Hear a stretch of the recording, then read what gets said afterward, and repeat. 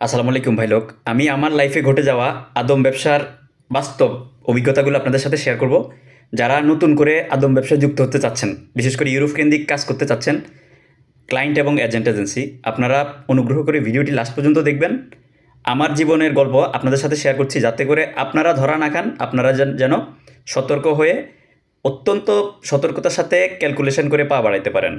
আমি আলহামদুলিল্লাহ একেবারে ব্যর্থ লোক নই, আবার একেবারে সফল লোক নই। তবে গর্বের সহিত বলতে পারি, বর্তমানে আমি যেভাবে ক্যালকুলেশন করে কাজ করতেছি, এই বাজারে মোটামুটি আপনার 90% কাজ সফলতা বের করে দিতে পারবো। কারণ এই সফলতা বের করে দিতে পারবো, এই কথাটা বলার মূল উদ্দেশ্য হচ্ছে, আমি কোটি কোটি টাকা লস দিয়ে ধাক্কা খাইতে খাইতে আমি যে অভিজ্ঞতাটা সঞ্চয় করেছি, অভিজ্ঞতাটা অর্জন করেছি। আপনারা যারা নব্য এজেন্ট বা এজেন্সি হয়েছেন, বা যারা পুরাতন এজেন্সি কিন্তু ইউরোপের বাজারে নতুন করে ঢুকতে চাচ্ছেন, আমার অভিজ্ঞতাগুলো, আমার ইনফরমেশনগুলো আপনারা যদি জানেন, তাহলে আমার ইনফরমেশনগুলো শেয়ার করার কারণে আপনারা যদি অবলম্বন করে, আপনারা যদি মাথায় নিয়ে যদি আপনারা সামনের দিকে অগ্রসর হন, তাহলে আপনারা ক্ষতিগ্রস্ত হবেন না। কারণ আমি কোটি কোটি টাকা লস দিয়ে আমার যে ইনফরমেশনটা আমি আপনাদের সাথে শেয়ার করব, এটা আপনাদের লাইফে অনেক বড় কাজে দিবে। আমার মাঠঘাট ভাঙা, সেসিস ভাঙা, চেহারা সুরুত দেখে জাজমেন্ট করেন না। কারণ আমি মোটামুটি 2018 সাল থেকে ওই সেক্টরে আছি। আজকে 2026 সাল। 2018 সাল থেকে 2026 সাল, প্রায় 9 বছর রানিং আমার এই এক্সপিরিয়েন্স। এই এক্সপিরিয়েন্সে আমি 2018 সাল থেকে 43টি দেশ নিয়ে কাজ করেছি, মধ্যপ্রাচ্য এবং ইউরোপ মিলে। আমি এখন পর্যন্ত 17টি দেশের সফলতা পেয়েছি। বাকি 4টি দেশের আমার কাজ চলমান আছে। এর মধ্যে আরও 22টি দেশ আমি ব্যর্থ হয়েছি। আর আমার এই সফলতার গল্পগুলা, ব্যর্থতার গল্পগুলা আপনাদের সাথে এখন এই মুহূর্তে শেয়ার করব। যারা এজেন্ট এজেন্সি আছেন অথবা ক্লায়েন্ট আছেন, আপনাদের উপকারে দিবে, আপনাদের কাজে দিবে। আর যারা ক্লায়েন্ট আছেন, যে কোনো এজেন্ট এজেন্সি সফলতা দেখে ফাইল জমা দিচ্ছেন, আপনাদেরও অনেক কাজে দিবে। আপনারা আসলে ফাইল জমা দিয়ে কি ভুল করলেন, নাকি আপনারা সঠিক করলেন? প্রথম কথা হচ্ছে, আমি যে 43টি দেশ নিয়ে কাজ করেছি, আমি ধরা খেয়ে এবং কাজ কিন্তু রানিং আছে, যে অভিজ্ঞতাটা সঞ্চয় করছি, সেটা অভিজ্ঞতাটা হচ্ছে আমি নিজে যেটা উপলব্ধি করলাম, এবং সেটা আপনাদের কাছে আমি সবসময় বলি যে ভুল সময়ে ভুল দেশ ট্রাই করা যাবে না ইউরোপের ক্ষেত্রে। আর হচ্ছে সঠিক সময়ে সঠিক লিঙ্কে ফাইল জমা দিতে হবে। আর টাকা নিয়ে কিপটেমি করা যাবে না। আপনার রেট কম দেখে কাজ করা যাবে না, তাহলে কিন্তু ইউরোপে আপনি সফল হবেন না। আর একবার কারো কাছে যদি ধরা পড়ে যান, টাকা অ্যাডজাস্ট করার জন্য তার পিছনে লেগে থাকবেন না, তাহলে কিন্তু ঝামেলায় পড়ে যাবেন। এখন আমি যে 43টা দেশ নিয়ে কাজ করেছি, তার মধ্যে সফলতা, ব্যর্থতা এবং চলমান মিলে, যেটা বললাম, আমি ওয়ার্ক পারমিট এবং ভিজিট, এই দুইটাই নিয়ে আমি মোটামুটি যে দেশগুলো কাজ করেছি, তার মধ্যে আমার সর্বপ্রথম কাজ ছিল কিন্তু কাতার। আমি 2018 সালে কাতারে বৈধ ওয়ার্ক পারমিট ভিসা দিয়ে ফ্লাইট দিয়ে আমার যাত্রা শুরু। কাতারে আমি নাফকো কোম্পানিতে লোক পাঠিয়েছি। এখনও পর্যন্ত লোক ভালো আছে, মানে নাফকো কোম্পানি, এটি ডাইরেক্ট কোম্পানি। ইন্টারভিউ দিয়ে, আমি কিন্তু ইন্টারভিউ দিয়ে যত জায়গায় লোক পাঠিয়েছি, মোটামুটি 100% ভালোই আছে, ভালোই থাকে, কথার কাজে মিল থাকে। আর বিনা ইন্টারভিউতে পাঠাইলে ওখানেই সমস্যা, সাপ্লাই কোম্পানি পড়ে যায়। তারপরে আপনার কথার কাজে মিল থাকে না, অনেক সময় ডকুমেন্ট পায় না, কাজ পায় না, বা বেতন পায় না, মানে একটা না একটা প্রবলেম লেগেই থাকে। আমি কাতার, সৌদি আরব, সংযুক্ত আরব আমিরাত, কুয়েত, বাহরাইনের আমি টিকিটের কাজটা করছি। বাহরাইন ভিসা দীর্ঘদিন বন্ধ, তো যেহেতু টিকিট বা অন্যান্য সাপোর্টগুলো দিয়েছি, সেজন্য এটাও আমার সফলতার কাতারে আমি রাখতে চাচ্ছি। ব্রুনাই, মালয়েশিয়া, কম্বোডিয়া, লাওস এবং ইন্ডিয়া আপনার ভিজিট ভিসা বন্ধ, কিন্তু আপনার মেডিকেল ভিসা থেকে শুরু করে আমি কিন্তু এই জিনিসগুলো নিয়ে আমি যথেষ্ট হেল্প করেছি, সাপোর্ট দিয়েছি, এবং এফআরও করার ক্ষেত্রেও আমি সাপোর্ট দিয়েছি। সাইপ্রাস, এটা হচ্ছে আমি গ্রিক সাইপ্রাস নিয়ে কাজ করি, তুর্কি সাইপ্রাস। এবং রিসেন্টলি আমি চীনের আপনার ভিজিট ভিসার ক্ষেত্রে আমি কাজ করতেছি রিসেন্টলি, এবং সফলতা এসেছে। রোমানিয়া, ক্রোয়েশিয়া, পর্তুগাল, মেসিডোনিয়া, নিউজিল্যান্ডে কিন্তু আমি একটা ফ্লাইট উঠেছি, সেটা আমি ম্যান পাওয়ার করে, এরপর আর করতে পারি নাই। আলবেনিয়া, সার্বিয়া, মন্টিনিগ্রো, ইতালি, এই যে আমি যেগুলোর নাম বলতেছি, এগুলো কিন্তু সফলতা এবং ব্যর্থতা মিলে। আমি সফলতার ব্যর্থতা বলবো, কোন কোন দেশে ব্যর্থতা হয়েছে, কেন হয়েছে, কী কারণ হয়েছে, এই জিনিসগুলো আমি আপনাদের বলবো। জার্মানি, পোল্যান্ড, ওমানের ভিসা কিন্তু এখন বন্ধ আছে, তখন কিন্তু আমি কাজ করেছিলাম। Moldova, Bosnia, Bulgaria, Ukraine, Slovenia, Hungary, Russia, Azerbaijan, Mongolia, Armenia, তুর্কি বা তুরস্ক সেটা, Morocco, Benin, Singapore, Kosovo, Belarus, Uzbekistan এবং মাল্টা, এই 43টা দেশ নিয়ে আমি কাজ করেছি।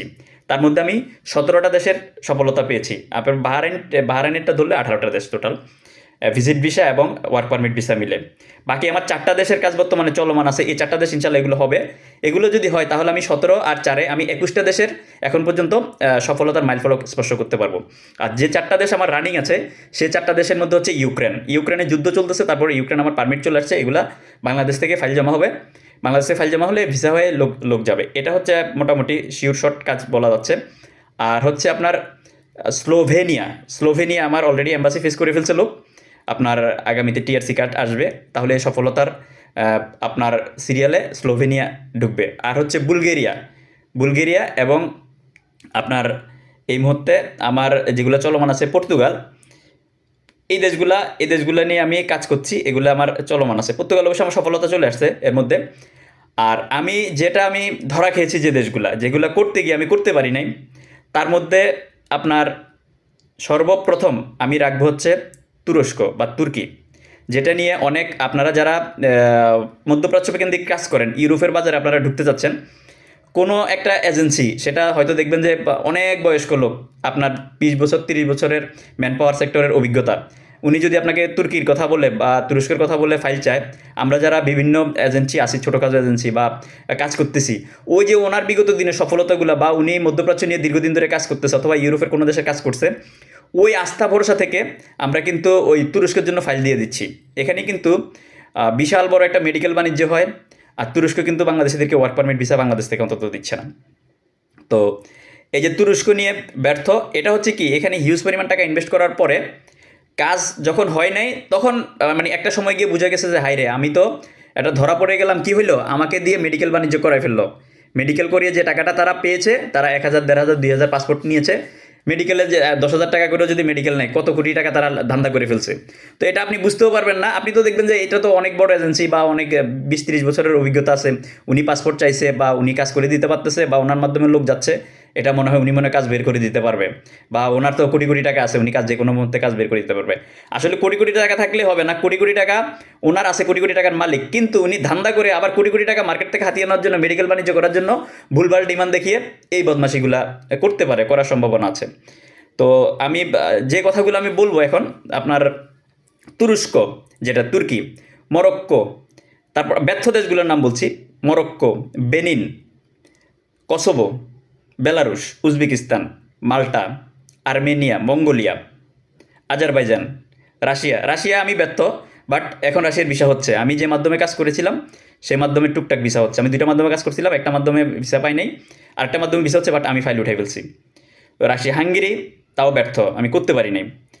তারপরে আপনার বসনিয়া ব্যর্থ করতে পারি নাই, মলদোভা ব্যর্থ করতে পারি নাই, ওমান ব্যর্থ করতে পারি নাই, পোল্যান্ড ব্যর্থ করতে পারি নাই, জার্মানি ব্যর্থ করতে পারি নাই, ইতালি ব্যর্থ করতে পারি নাই, মন্টিনিগ্রো ব্যর্থ করতে পারি নাই, সার্বিয়া বর্তমানে ফ্লপ। শুরুতেই 2023 সালে 2টা ফ্লাইট দিয়েছি, এরপর আর কোনো ফ্লাইট দিতে পারি নাই, ফ্লপ, পুরাই ফ্লপ। আলবেনিয়া ভিসা করেছি, ফ্লাইট দিতে পারি নাই, ব্যর্থ। আপনার নিউজিল্যান্ড ম্যান পাওয়ার করে ফ্লাইট দিয়েছি একটা, তবে সেটা আমার ভিসা না, অন্যজনের ভিসা আমি সাপোর্ট দিয়েছি। পরবর্তীতে আমি এই প্রজেক্টে নেমেছি, আমি কাজ উঠাইতে পারিনি, টাকা পয়সা আটকা পড়ে গেছে, ব্যর্থ। আপনার মেসিডোনিয়া চলমান আছে, পর্তুগাল চলমান আছে, এগুলো আমার সফলতা আছে এবং এগুলো আগামীতে ইনশাল্লাহ সফলতা থাকবে। ক্রোয়েশিয়া সফলতা এসেছে কিন্তু পরবর্তীতে ধরা খেয়েছি। রোমানিয়া সফলতা ছিল, পরবর্তীতে ধরা খেয়েছি, বর্তমানে চলমান আছে, বাট করতেছি না, তবে করব যদি ভাই বেদাররা সাপোর্ট দেন বা ভরসা দেন, সেই ক্ষেত্রে করব। তারপর আপনার যে দেশগুলা না করাই ভালো, বা করবেন না আপনারা। এখন দেখেন, আমি যে দেশগুলো ব্যর্থ হয়েছি, এই দেশগুলো কিন্তু আমি ভুল সময়ে ভুল দেশ ট্রাই করি নাই, আবার ভুল লোকের সাথে কাজ করি নাই। ধরেন আমি ইতালি, আমার রোমানিয়াতে আমি খুব ভালো লোক পাঠাইছি, রোমানিয়াতে আমার যে মাধ্যমগুলো কাজ করেছে সেই মাধ্যমগুলোতে কিন্তু আমি ইতালির জন্য ফাইল দিয়েছি। এখন এই দেখেন, এই যে আমি কেন বলি যে একটা লোক যে একটা দেশ নিয়ে কাজ করতে পারলে আরেকটা দেশের জন্য যে সফল হবে, বিষয়টা কিন্তু তা না। এবং সে যদি সেটা বলে, অন্ধের মতো বিশ্বাস করে হুমড়ি খেয়ে ফাইল দিয়ে দিবেন না। বর্তমানে দুঃখজনক হলেও সত্য, কিছু নব্য এজেন্ট এজেন্সি আছে বা আমাদের কিছু পুরাতন এজেন্ট এজেন্সি আছে, যারা ভুল ক্যালকুলেশন করে, মানে চাঁদের দেশের ভিসার অফার পাইলে সেটার জন্য মার্কেটিং করতেছে। আমি দেখতেছি, আমি নাম বলবো না, আবার একটা এজেন্সি বা একটা মাধ্যমে যদি 2-4টা ভিসা করে, সেই 2-4টা ভিসা বাংলাদেশের 15, 20টা, 30টা এজেন্সিতে চলে যায়, সেম ভিসা। সেই ভিসাগুলো দেখিয়ে যে আমি ভিসা করছি এটা বলে ফাইল নিচ্ছে। আপনি বুঝতেও পারবেন না যে আপনাকে ভিসা দেখিয়েছে, ভিসা দেখে আপনার কাছ থেকে ফাইল নিচ্ছে, প্রকৃতপক্ষে সেই ভিসাগুলো সে করে নাই, তার না। তো এই জিনিসগুলো আপনারা এজেন্ট এজেন্সি বা ক্লায়েন্ট যারা আছেন বিশেষ করে এগুলো খুব ভালোভাবে খেয়াল করবেন, ভালোভাবে খেয়াল করে আপনারা কাজ করতে যাবেন। ভিডিওটা লম্বা হয়ে যাচ্ছে, আমি ইনফরমেশনগুলো আসলে এক ভিডিওতে আমি দিতে যাচ্ছি, কারণ ব্যস্ততার কারণে বা ঝামেলার কারণে আমি আসলে প্রতিনিয়ত সবসময় আমি এই বিষয়গুলো নিয়ে কথা বলতে চাচ্ছি না বা কথা বলবো না, কারণ সত্যি কথাটা বলতে গেলে ইতিমধ্যে আমার নিজেরই আমার সাথের সহযোদ্ধা ভাই ব্রাদার যারা আছে বিভিন্ন এজেন্ট এজেন্সি আমাকে প্রায় সময় ফোন টোন দিয়ে আমাকে হুমকি ধুমকি দেয়, ভাই আপনি সত্য কথাগুলো কেন বলেন, কারণ এখানে ম্যাক্সিমাম এজেন্ট এজেন্সিগুলো কিন্তু ধরা খেয়ে বসে আছে। যেটা আমি সাবলীল ভাষায় আমি যেটা আমার কথাগুলো ইনফরমেশনগুলো শেয়ার করতেছি, আমি একদম আমি যে ধরা খাইছি বা আমার যে বিষয়গুলো, অন্যান্য এজেন্ট এজেন্সিগুলো কিন্তু এটা প্রকাশ করে না, করতে চায় না। কিন্তু বাংলাদেশে ইউরোপ কেন্দ্রিক যারা কাজ করে 99টা এজেন্ট এজেন্সি ধরা খেয়ে বসে আছে, কারণ ক্লায়েন্টকে বুঝতে দিচ্ছে না। কারণ ক্লায়েন্ট যদি বোঝে তার এজেন্সি ধরা কোটি কোটি টাকা ধরা খেয়ে বসে আছে, তাহলে ফাইল উঠাই নিবে বা নতুন করে ফাইল দিবে না। তো ভাই এটা হচ্ছে, আবার এখানে মূল কথা হচ্ছে, আমি সত্যটা বলার মূল উদ্দেশ্য হচ্ছে যে যাতে ভাই আপনারা নতুন করে যারা বিজনেস করতে চাচ্ছেন, এই বিজনেস আসতে চাচ্ছেন, আমি বলবো যে ইউরোপ কেন্দ্রিক কাজে ঢুকবেন না। এটাতে হয়তো আপনার কাছে ভালো লাগবে যে আপনি একটা লোক ইউরোপে পাঠিয়ে দিচ্ছেন, এটার নাম হবে, কিন্তু আপনারা যারা মধ্যপ্রাচ্যের, আমি দেখতেছি মধ্যপ্রাচ্যের কাজ করে এরকম অনেক ভাই ব্রাদার উদ্বুদ্ধ প্রলুব্ধ হচ্ছে ইউরোপের কাজ করার জন্য। আপনি মধ্যপ্রাচ্যে একটা কাজ করতে গিয়ে শর্টকাটে 1.5 মাস 2 মাস 3 মাসের ভিতরে আপনি এটা রেজাল্ট বের করে নিয়ে আসতে পারবেন, এবং ইউরোপে একটা লোক পাঠিয়ে যে লাভ হবে না তার থেকে কিন্তু বেশি লাভ মধ্যপ্রাচ্যের ভিসা হচ্ছে। আর ইউরোপের কাজে আপনি ঝুঁকি নিচ্ছেন, ঝুঁকি নিতে হচ্ছে 6 মাস 8 মাস 10 মাস 1 বছরে কিন্তু কাজ হচ্ছে না। আর কাজ না হলে আপনি যে টাকা ইনভেস্ট করতেছেন সে টাকা কিন্তু আপনার আটকা পড়ে যাচ্ছে। তো আপনারা যারা মধ্যপ্রাচ্যের কাজ করতেছেন, মধ্যপ্রাচ্য নিয়ে পড়ে থাকেন, ইউরোপের বাজারে ঢুকেন না। আর অলরেডি আমি এটাও দেখতেছি ইউরোপের কিছু কিছু ভাই ব্রাদার আছে যারা নতুন ইউরোপে যায় এজ এ ক্লায়েন্ট হিসেবে, তারা গিয়ে কিন্তু এজেন্ট বনে যায়। আরে ভাই আপনি যে ইউরোপে গেছেন, আপনি ইউরোপে গিয়ে আপনি তো আপনার তো এক্সপিরিয়েন্স নাই, হ্যাঁ হয়তো আপনি একটা দেশে গিয়েছেন, একটা দেশের জন্য দীর্ঘদিন ধরে পড়ে আছেন, আপনার কিছু ক্যালকুলেশন করে কিছু এক্সপিরিয়েন্স হয়েছে, কিন্তু এই এক্সপিরিয়েন্সটাকে ওভার কনফিডেন্স নিয়ে আপনি ফাইল নিয়ে সাদা চামড়ার লোককে দিতে গিয়ে আপনি কিন্তু একটা আত্মঘাতী সিদ্ধান্ত নিয়ে নিচ্ছেন, আর হচ্ছে আপনি কিন্তু আরও লোকজনকে বিপদে ফেলে দিচ্ছেন। কারণ যেহেতু আপনি ইতিমধ্যে ইউরোপে ঢুকে গেছেন, আপনাকে অনেক ভাই ব্রাদার কিন্তু নক দিয়ে ভাই কার মাধ্যমে গিয়েছেন কী অবস্থা, তখন কিন্তু আপনি বলতেছেন না আমারই ভালো মাধ্যম আছে, বা আমি যার মাধ্যমে আসছি, বা আমি যার মাধ্যমে আসছি তাকে সাইডে রেখে আমি এখন ডিরেক্টলি মেন গোড়া পেয়ে গেছি, এখন পারলে আমাকে দেন, অথবা অনেকে নিজের নাম না বলেও বলে যে আমি ডাইরেক্ট মেন গোড়াকে দিয়ে দিব, এইভাবে ফাইল প্রসেস করেন। কিন্তু দেখেন ভাই, ইউরোপের প্রতিটা দেশের কিন্তু কাজ আজকে চালু আছে, কালকে কিন্তু বন্ধ হয়ে যেতে পারে। এখন আপনি যাওয়ার পরে আপনি চলে গেছেন, আলহামদুলিল্লাহ, কিন্তু আপনি যে ফাইলগুলো নিচ্ছেন সেই ফাইলগুলো যে সফলভাবে আপনি ঢুকাইতে পারবেন এটার কোনো গ্যারান্টি নেই, এটার কোনো নিশ্চয়তা নেই।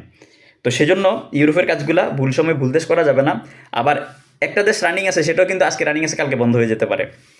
এখন কিভাবে আমরা ধরা খাচ্ছি, কিভাবে রিকভার করার জন্য চেষ্টা করতেছি, নতুন ভাই ব্রাদার যারা এই লাইনে আসতে চাচ্ছেন, আপনাদের উদ্দেশ্যে হালকা একটু ধারণা দিব।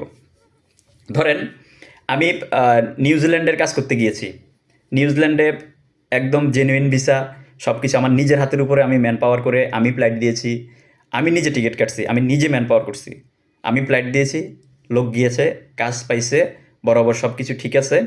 আমি ওই প্রজেক্টে আমি ফাইল ঢুকাইছি, ওই প্রজেক্টে যেহেতু আমার নিজের হাতের উপর দিয়ে লোক গিয়েছে এবং আমি নিজে করেছি, আমি নিজে ম্যান পাওয়ার করছি, আমি নিজে টিকিট কাটছি, কিন্তু আমি ওই প্রজেক্টে বেশ কিছু আপনার ফাইল দেওয়ার পরে কাজ কিন্তু ওঠে নাই। এই যে দেখেন, আপনারা নতুন ভাই ব্রাদার যারা বা পুরাতন ভাই ব্রাদার যারা কাজ করতেছেন, যে একটা দেশের কাজ এখন উঠাইতে পারেন নাই, আরও 5টা দেশের অর্ডার পাচ্ছেন, ওই 5টা দেশের জন্য ফাইল নিচ্ছেন।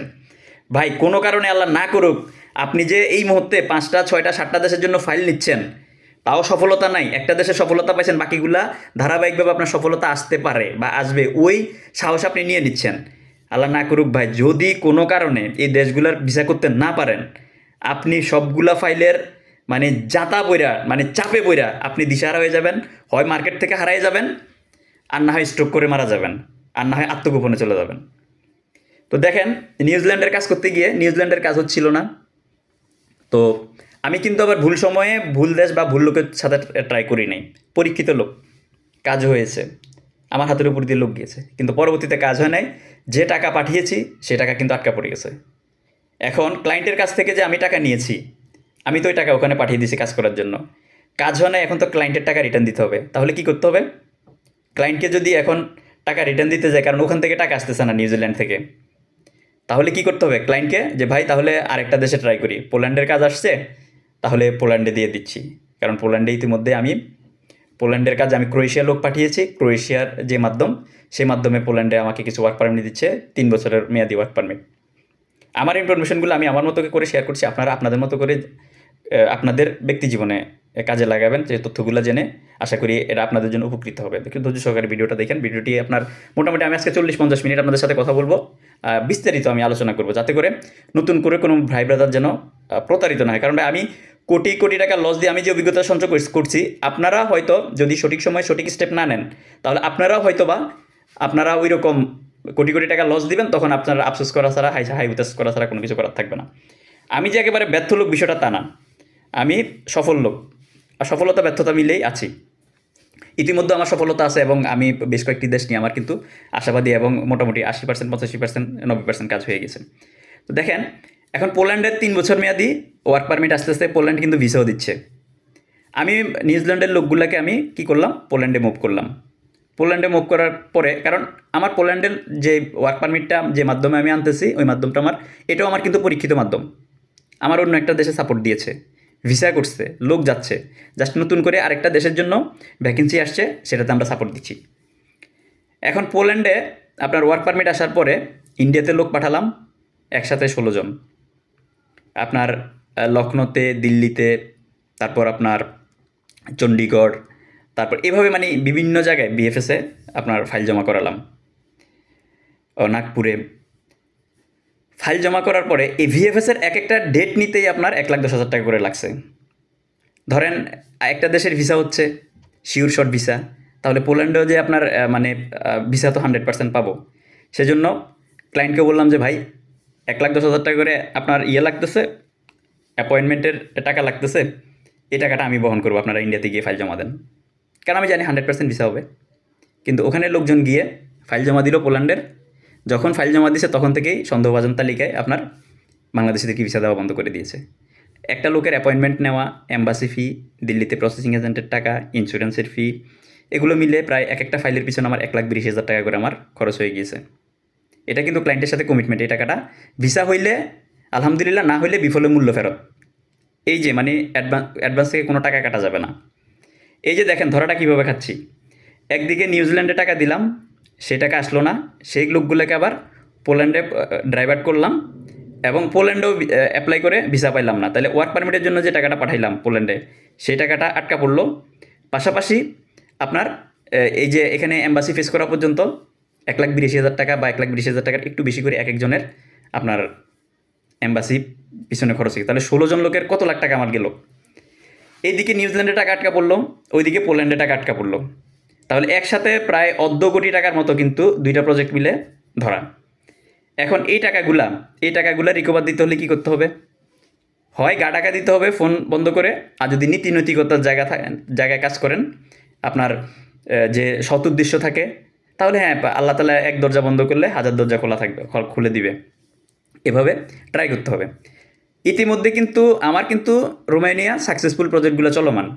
এখন এই দুইটা দেখেন, 3টা প্রজেক্টের ভিতরে 2টা প্রজেক্ট ফ্লপ, একটা প্রজেক্ট, 2টা প্রজেক্ট আবার চলমান। 4টা প্রজেক্টের মধ্যে আমার আপনার হলো ক্রোয়েশিয়া এবং রোমানিয়া, 2টা কিন্তু পুরো দস্তুর ভিসা দিচ্ছে তখন। তাহলে কি হচ্ছে, আমি যদি ভুল সময় ভুল দেশ ট্রাই না করতাম, ধরেন আমার যেহেতু রোমানিয়া পরীক্ষিত কাজ হচ্ছে, মানে রানিং ভিসা দিচ্ছে, এবং ক্রোয়েশিয়া রানিং ভিসা দিচ্ছে, তাহলে আমি লোকগুলোকে নিউজিল্যান্ড এবং পোল্যান্ডে আমি ট্রাই না করে আমি কিন্তু ক্রোয়েশিয়া অথবা আপনার রোমানিয়াতে ট্রাই করলে কিন্তু ভিসা হয়ে যায়। তাহলে কি হয়েছে, ওই যে আমার লয়ার সঠিক আছে, লয়ার আরেকটা নতুন দেশের জন্য ফাইল চাইছে, আমি দিয়ে দিছি। ভাই, এই যে আপনারা যারা এই ভুলটা কিন্তু আপনারাও করবেন, যে একজন একটা দেশের কাজ করছে, সে যদি নতুন কোনো দেশের জন্য ফাইল চায়, আপনারা কিন্তু দিয়ে দিচ্ছেন।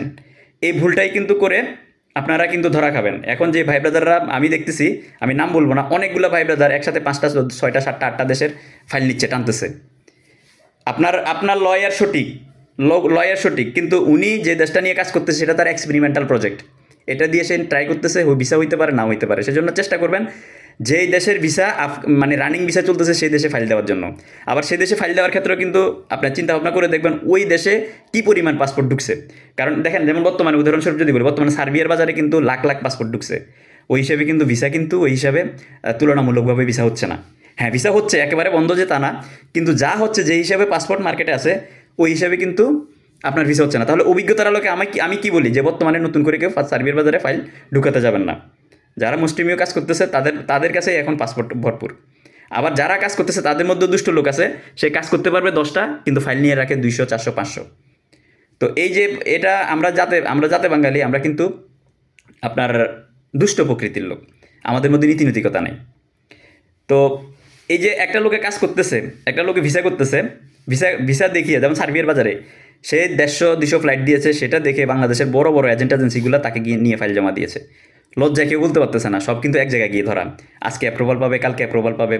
এবং ওই বড় বড় এজেন্ট এজেন্সিগুলো কিন্তু আরও পাতি দালালে, আরও ছোটোখাটো এজেন্সি, পাড়া মহল্লার এজেন্সিও কিন্তু এজেন্ট এজেন্সি ফাইল জমা দিয়েছে। তো দেখেন, মূল গোড়ায় একজনে যদি ফল্ট করে, এটার কিন্তু ইম্প্যাক্টটা সবার মধ্যে আসে। এখন আপনি যাকে ফাইল জমা দিয়েছেন তার চোখে, সে কিন্তু আপনার চোখে ভিলেন হয়ে যাচ্ছে, কিন্তু সে আবার বলতে পারতেছে না সে মূল গোড়ায় যাকে জমা দিয়েছে সে তাকে ধরা খাওয়াই দিছে। তো হিসাবটা হচ্ছে যে এমন, একজনে ভিসা করলে আপনি ফাইল জমা দিয়ে কিন্তু আপনি ইয়ে হয়ে যাবেন না, আপনি মানে পাগলের মতো তাকে ফাইল জমা দিয়ে দেবেন না। আমি জাস্ট আমার ইনফরমেশনগুলো, আমার কথাগুলো আমি আমার মতো করে বলছি, আপনি আপনার মতো করে বুঝে নেবেন। কারণ আমি এখানে বিভিন্ন পয়েন্টের কথা বলতেছি, একটা থেকে একটা ভিন্ন ভিন্ন টপিকে, একটা থেকে একটা আলাদা আলাদা থাকবে। এই গেল ধরেন, এই যে ধরেন আমি যে ইনফরমেশনটা শেয়ার করলাম, একজন এজেন্ট একটা দেশের জন্য সফল হইলো, আরেকটা দেশের জন্য ফাইল চাইলে অন্ধের মতো ফাইল দিয়ে দিবেন না, সেই দেশের জন্য সে ব্যর্থ হইতে পারে। এরপরে আমি আপনার হাঙ্গেরি কাজ করছি, আমি যে দেশগুলো ব্যর্থ হয়েছি সেই ব্যর্থতার কারণগুলো বলতেছি, এবং আমি কিন্তু ভুল ভুল লোকের সাথে কাজ করি নাই। হাঙ্গেরির কাজ করছি, বাংলাদেশের অনেক বড় নাম করা ভাই ব্রাদার আছেন, যাদেরকে হয়তো আপনারা যারা সোশ্যাল মিডিয়াতে আছেন আপনারাও জানবেন, চিনবেন। আমি হাঙ্গেরির জন্য কাজ করেছি, অ্যাডভান্স কিছু টাকা পয়সা দিয়েছি, পারপালের এগেনস্টে ওয়ার্ক পারমিট আসছে। ওয়ার্ক পারমিট আসার পরে আপনার প্রজেক্ট ফ্লপ কেন? পরে কিন্তু অ্যাডভান্সের টাকা পাওয়া যায় না।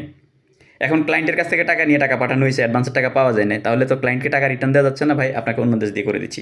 এভাবে কিন্তু এক দেশে কাজ না হলে আরেক দেশ দিয়ে করে দিয়ে কিন্তু কিছু ভাই ব্রাদারকে কিন্তু উদ্ধার করে দিয়েছি, কিন্তু ওই টাকা কিন্তু আর পাওয়া যায় না। পরবর্তীতে জানা গেল কি ওয়ার্ক পারমিটগুলোর ভিতরে যা ঝামেলা ছিল। তো দেখেন, এখন আমরা যদি এগুলো বলি যে ভাই আপনি ওয়ার্ক পারমিট ঝামেলা ছিল, তো এখন ওই ভাই ব্রাদাররা বলতেছে ভাই দেখেন আমিও তো সাদা চামড়ার কোম্পানির সাথে আমি ডিরেক্টলি ডিল করছি, এখন সে যদি এটা করে তাহলে কি করার আছে? তো আমি একজন এজেন্ট হয়ে আরেকজন এজেন্টের বিষয়টা বুঝতে পারতেছি, কারণ জানি যে না, সে এটা 2 নম্বরই করবে না, সে প্রতারিত হয়েছে। কিন্তু আমি যার কাছ থেকে ফাইল নিয়েছি, যে আমাকে ফাইল দিয়েছে, সে তো একটা জিম্মেদারি, একটা বিশ্বাস আস্থা ভরসা থেকে নিয়েছে, তাহলে তার কাজটা তো উঠাই দিতে হবে। তাহলে কি করা হচ্ছে, হাঙ্গেরি থেকে পরে হাঙ্গেরির ফাইলগুলো আমি লিথুনিয়াতে দিয়েছি। দেখেন, লিথুনিয়াতে ব্যর্থ, কিন্তু লিথুনিয়াতে বৈধভাবে সব কিছু হয়েছে, আপনার ওয়ার্ক পারমিট আসছে, পুলিশ ক্লিয়ারেন্স অ্যাটেস্টেশনে একটা ঝামেলা চলে আসছে। এই যে দেখেন, ইউরোপের কাজগুলা স্মুথলি হচ্ছে, হঠাৎ করে কোনো না কোনো একটা মাঝখানে একটা প্রবলেম হয়ে যায়, মানে নিয়ম চেঞ্জ হয়ে যায়, নিয়ম পরিবর্তন হয়ে গেলে নিয়ম পরিবর্তনের জন্য কিন্তু আপনি সময়ের ক্ষেত্রে কমিটমেন্টটা ঠিক রাখতে পারবেন না। আমি লিথুনিয়ার কাজ করতেছি, লিথুনিয়াতে 2 মাসে ফ্লাইট দিয়ে দিব, কিন্তু হঠাৎ করে ঝামেলা হয়ে গেছে কি, আপনার এই পুলিশ ক্লিয়ারেন্স ডাবল লিগালাইজেশন করা লাগে। যারা লিথুনিয়া কাজ করছেন আপনারা হয়তো জানবেন, বা যারা ফাইল জমা দিয়েছেন আপনারা জানবেন। আমি ডাবল লিগালাইজেশন দিল্লি এবং লিথুনিয়া থেকে 2 জায়গা থেকে অ্যাটাস্টেড করা লাগে। এটা করতে গিয়ে আমি এটা করলাম, করে পরবর্তীতে এখন শ্রীলঙ্কা থেকে, আপনার নেপাল থেকে, মানে দিল্লি থেকে, যেখান থেকে ডেট পাচ্ছি না, যেখান থেকে ডেট পাবো সেখান থেকে ডেট পাওয়ার জন্য অনলাইন করলাম। ডেট পাচ্ছি না, দীর্ঘ সময় চলে যাচ্ছে। এর মধ্যে দেখেন আমি কথাগুলো কেন বলতেছি, যারা মধ্যপ্রাচ্যে আছেন আপনারাও কিন্তু ধ্যান দিয়ে শুনবেন, কারণ আমি এই যে লিথুনিয়া 2 মাস হয়ে যাবে, মধ্যপ্রাচ্য থেকে কিন্তু লোক নিয়ে চলে আসছি, কুয়েত থেকে লোক নিয়ে চলে আসছি, 2 বন্ধুকে। এখনও পর্যন্ত একজনকে ক্রোয়েশিয়া পাঠাই দিছি পরে, কিন্তু এখনও পর্যন্ত একজনকে পাঠাইতে পারি নাই, মানে কুয়েতে রানিং চাকরি ছেড়ে আমি নিয়ে চলে আসছি। এই যে কনফিডেন্টে, মানে কাজ তো শিওর শট হবে। আপনারা যারা নতুন ড্রাইভারদাররা কাজ করতে আসতেছেন এই লাইনে, আপনি শিওর শট বলতে কোনো শব্দ নাই। আপনি একটা লোককে 100% গ্যারান্টি দিয়ে ফাইল নেবেন, আপনি নিজেও জানবেন না, যেহেতু আপনার অভিজ্ঞতা নাই, এই কাজগুলোতে হঠাৎ করে প্রতিবন্ধকতা আসে অথবা বন্ধ হয়ে যায়, দেশ বন্ধ হয়ে যায়। এরপরে লিথুনিয়াতে হচ্ছে না, কিন্তু লিথুনিয়ার জন্য তো পুলিশ ক্লিয়ারেন্স, ডাবল লিগালাইজেশন করা, এগুলো নিয়ে প্রায় এক একটা 22-23 হাজার 24 হাজার টাকা পর্যন্ত পার হেড ডিএচএল মিলে এগুলো খরচ হয়ে গেছে পার ফাইলে। এর মধ্যে আবার পারমিটের জন্য টাকা দেওয়া লাগছে, এডিশনাল টাকা। দেখেন, একটা ক্লায়েন্টের এক দেশে না হলে আরেক দেশে না হলে আরেক দেশে, এভাবে দিয়ে কাজ না হলে টাকা পাঠানো হচ্ছে, ওই টাকা কিন্তু আটকা পড়ে যাচ্ছে। পরবর্তীতে লিথুনিয়ার, আল্লাহ বেহেস্ত নসিব করুক, আমার কুদ্দুস ভাই উনিও ছিলেন, উনি গত মাসে সিঙ্গাপুরে গিয়ে মারা গেছেন। তো উনি এখন আমার কাছে টাকা পাবেন। ওনাকে পরবর্তীতে ওনার ভাগিনা এবং আমি লিথুনিয়া থেকে পরে ক্রোয়েশিয়াতে মুভ করছি। দুর্ভাগ্যজনক হলো ওনার ভাগিনা ক্রোয়েশিয়া ভিসা হয়ে গেছে, ভাগিনা চলে গেছে। আর ওনাকে ওই যে লিথুনিয়া করে দিতে পারি নাই, ক্রোয়েশিয়াও ঝুলেছিল।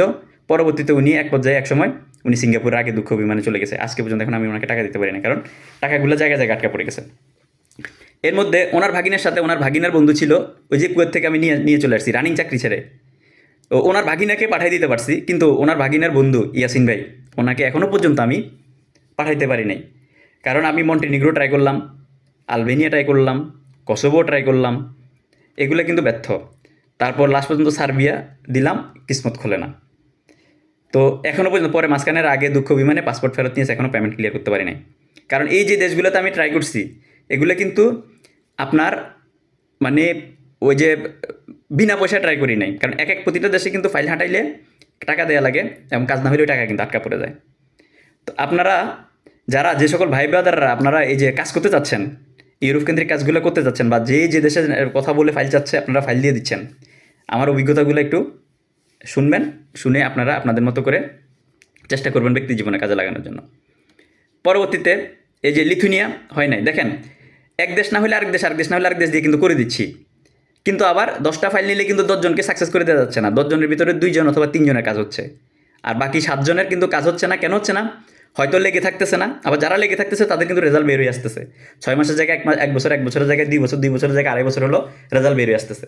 যেমন আমি পর্তুগালে আমি লোক পাঠাইছি, 24 মাসের মাথায় লোক পাঠাইছি। ওই যে আমি যে আপনাদেরকে গল্প বললাম যে আপনার পোল্যান্ডে 1,82,000 টাকা করে এক একটা লোকের পিছনে লস হয়েছে, ওই পোল্যান্ডের লোক উনি তো বুঝতে পারছে যে ইউসুফে আমাকে 4 মাসের ভিতরে এম্বাসি ফেস করাই দিছে। কিন্তু অন্যান্য লোক তো আপনার 2 বছর, 4 বছর, 5 বছর এম্বাসি ফেস করতে পারে না। ওনার ওই বিশ্বাসটার কারণে যে ইউসুফ তো আমার সাথে সব কিছু লিগ্যাল করছে, আমি ইউরোপ গেলে ইউসুফের মাধ্যমে যাব, কারণ ইউসুফে ফাইল নিয়ে বালিশের নিচে রেখে দিবে না। ওই বিশ্বাস আস্থা ভরসা থেকে আমার পিছনে লেগেছিল। আমিও সব কয়টা দেশের কাজ করছি, করে লাস্ট পর্যন্ত পর্তুগাল দিয়ে উনি আজকে পর্তুগালের মাটিতে আছে। কিন্তু যেই কয়টা দেশে আমি ফাইল ঘুরেছি, ওনাকে ও সফলতা করার পিছনে আমার প্রায় 7,20,000 টাকার মতো আমার লস হয়েছে। এরপরও কিন্তু ওনাকে পাঠাই দিছি, কারণ উনিও আমাকে সহযোগিতা করছে। আজকে উনি ইউরোপের মাটিতে। দেখেন ওনার ওই কাজটা, এই যে কাজ হচ্ছে না, এক দেশ থেকে আরেক দেশ দিচ্ছি, আরেক দেশ থেকে আরেক দেশ দিচ্ছি, আমি যদি বালিশের নিচে রেখে দিতাম তাহলে কিন্তু সফলতা হতো না। ওনার আলবেনিয়ার বিষয় পর্যন্ত করছি। আপনারা যে সকল ভাই বাজাররা এখন আলবেনিয়া নিয়ে মার্কেটিং করেন, সাবধানে থাকবেন। আলবেনিয়ার ভিসা করে আলবেনিয়া থেকে লোক ফেরত আসে এয়ারপোর্ট থেকে। পরবর্তীতে আলবেনিয়ার ফ্লাইট ভিসাগুলো করে ম্যান পাওয়ারের জন্য ট্রেনিং করে ম্যান পাওয়ার দিছি, ম্যান পাওয়ার করা যাচ্ছে না। এরপরে আবার আগের গ্রুপের লোক ফেরত আসছি এয়ারপোর্ট থেকে, পরবর্তীতে উঠাই নাই। কিন্তু এর মধ্যে তো ভিসা করে লেনদেন করে ফেলছি, কী করবো, বিপদ। পরবর্তীতে এই লোকগুলা দিচ্ছে চাপ, কারণ চাপ দেওয়াটাই স্বাভাবিক। দীর্ঘদিন ধরে এক দেশ না আরেক দেশ, আরেক দেশ না আরেক দেশ, এভাবে করে করে আপনার ঘুরাচ্ছি। ভাই আপনারা হয় লাইনে টিকে থাকতে হলে আপনারা ইউরোপ কেন্দ্রিক কাজ যারা করবেন একটু ক্যালকুলেশন করে করবেন, আমার অভিজ্ঞতাগুলো ভালোভাবে শুনবেন, না হয় লাইন থেকে হারাই যাবেন।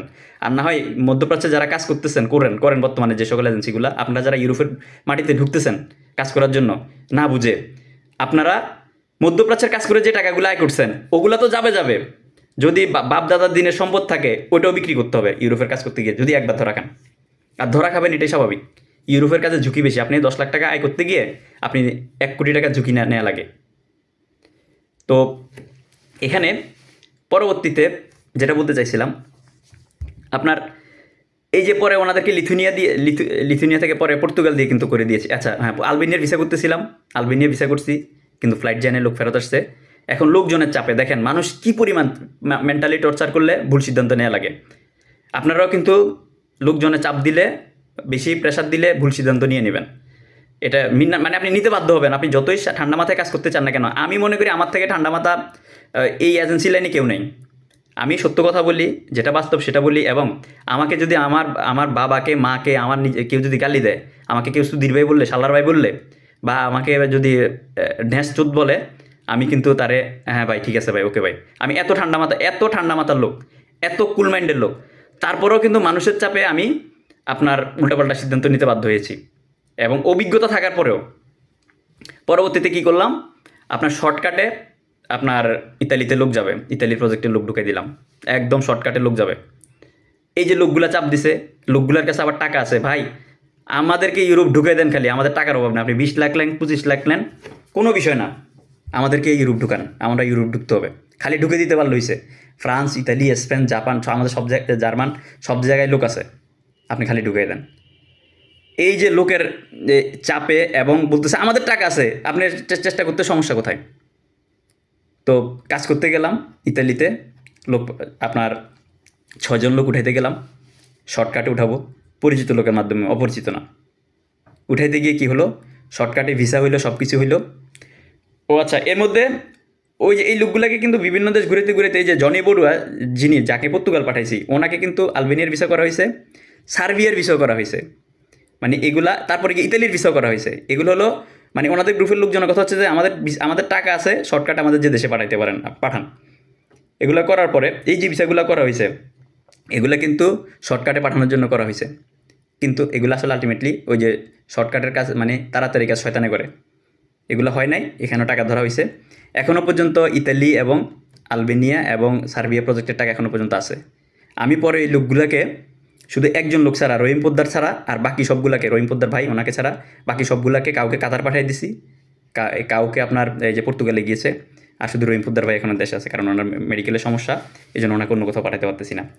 আর এই যে টাকা, টাকা কিন্তু আটকা পড়ে গেছে ওই যে দুষ্ট চক্রের কাছে, ওই টাকা কিন্তু উদ্ধারও করতে পারি নাই। ওনাদেরকে যিনি এখনও যাইতে পারেন, ওনার টাকা এখনও দিতে পারি না। আর যারা ধরেন চলে গেছে, পাঠাই দিছি অন্যান্য দেশে, তারা কিন্তু মানে অ্যাডজাস্ট করে চলে গেছে, অ্যাডজাস্ট করে দিছে, এবং তারা এখনও টুকটাক হালকা পাতলা টাকা পাবে। কিন্তু আমি তো ধরা খেয়ে বসে আছি। আপনি যদি এভাবে শর্টকাটে কাজ করতে যান, কেউ যদি বলে ভাই ইতালি 1 মাসে পাঠাই দিব, 1.5 মাসে পাঠাই দিব, 2 মাসে পাঠাই দিব, মুখের মধ্যে হিসেব করে দিবেন। সে যত বড়, মানে সে যদি বলে যে আমি মন্ত্রীর লোক, আমি অমুক অ্যাম্বাসিডারের সাথে আমার উঠা বসা, এই যে মিটিং করতেছি, এই যে মিটিং করছি, মানে এয়ারপোর্ট আমার কিনা, ইমিগ্রেশন আমার কিনা, এগুলা বিশ্বাস করবেন না। এগুলো হাজারের মধ্যে একটা একটা দুইটা কাজ কাকতালীয়ভাবে হয়, আর বাকিগুলা কিন্তু ধান্দাবাজি। আপনি টাকা পয়সা নিয়ে আটকা পড়ে গেলে শেষ, ঝামেলা পড়ে যাবেন।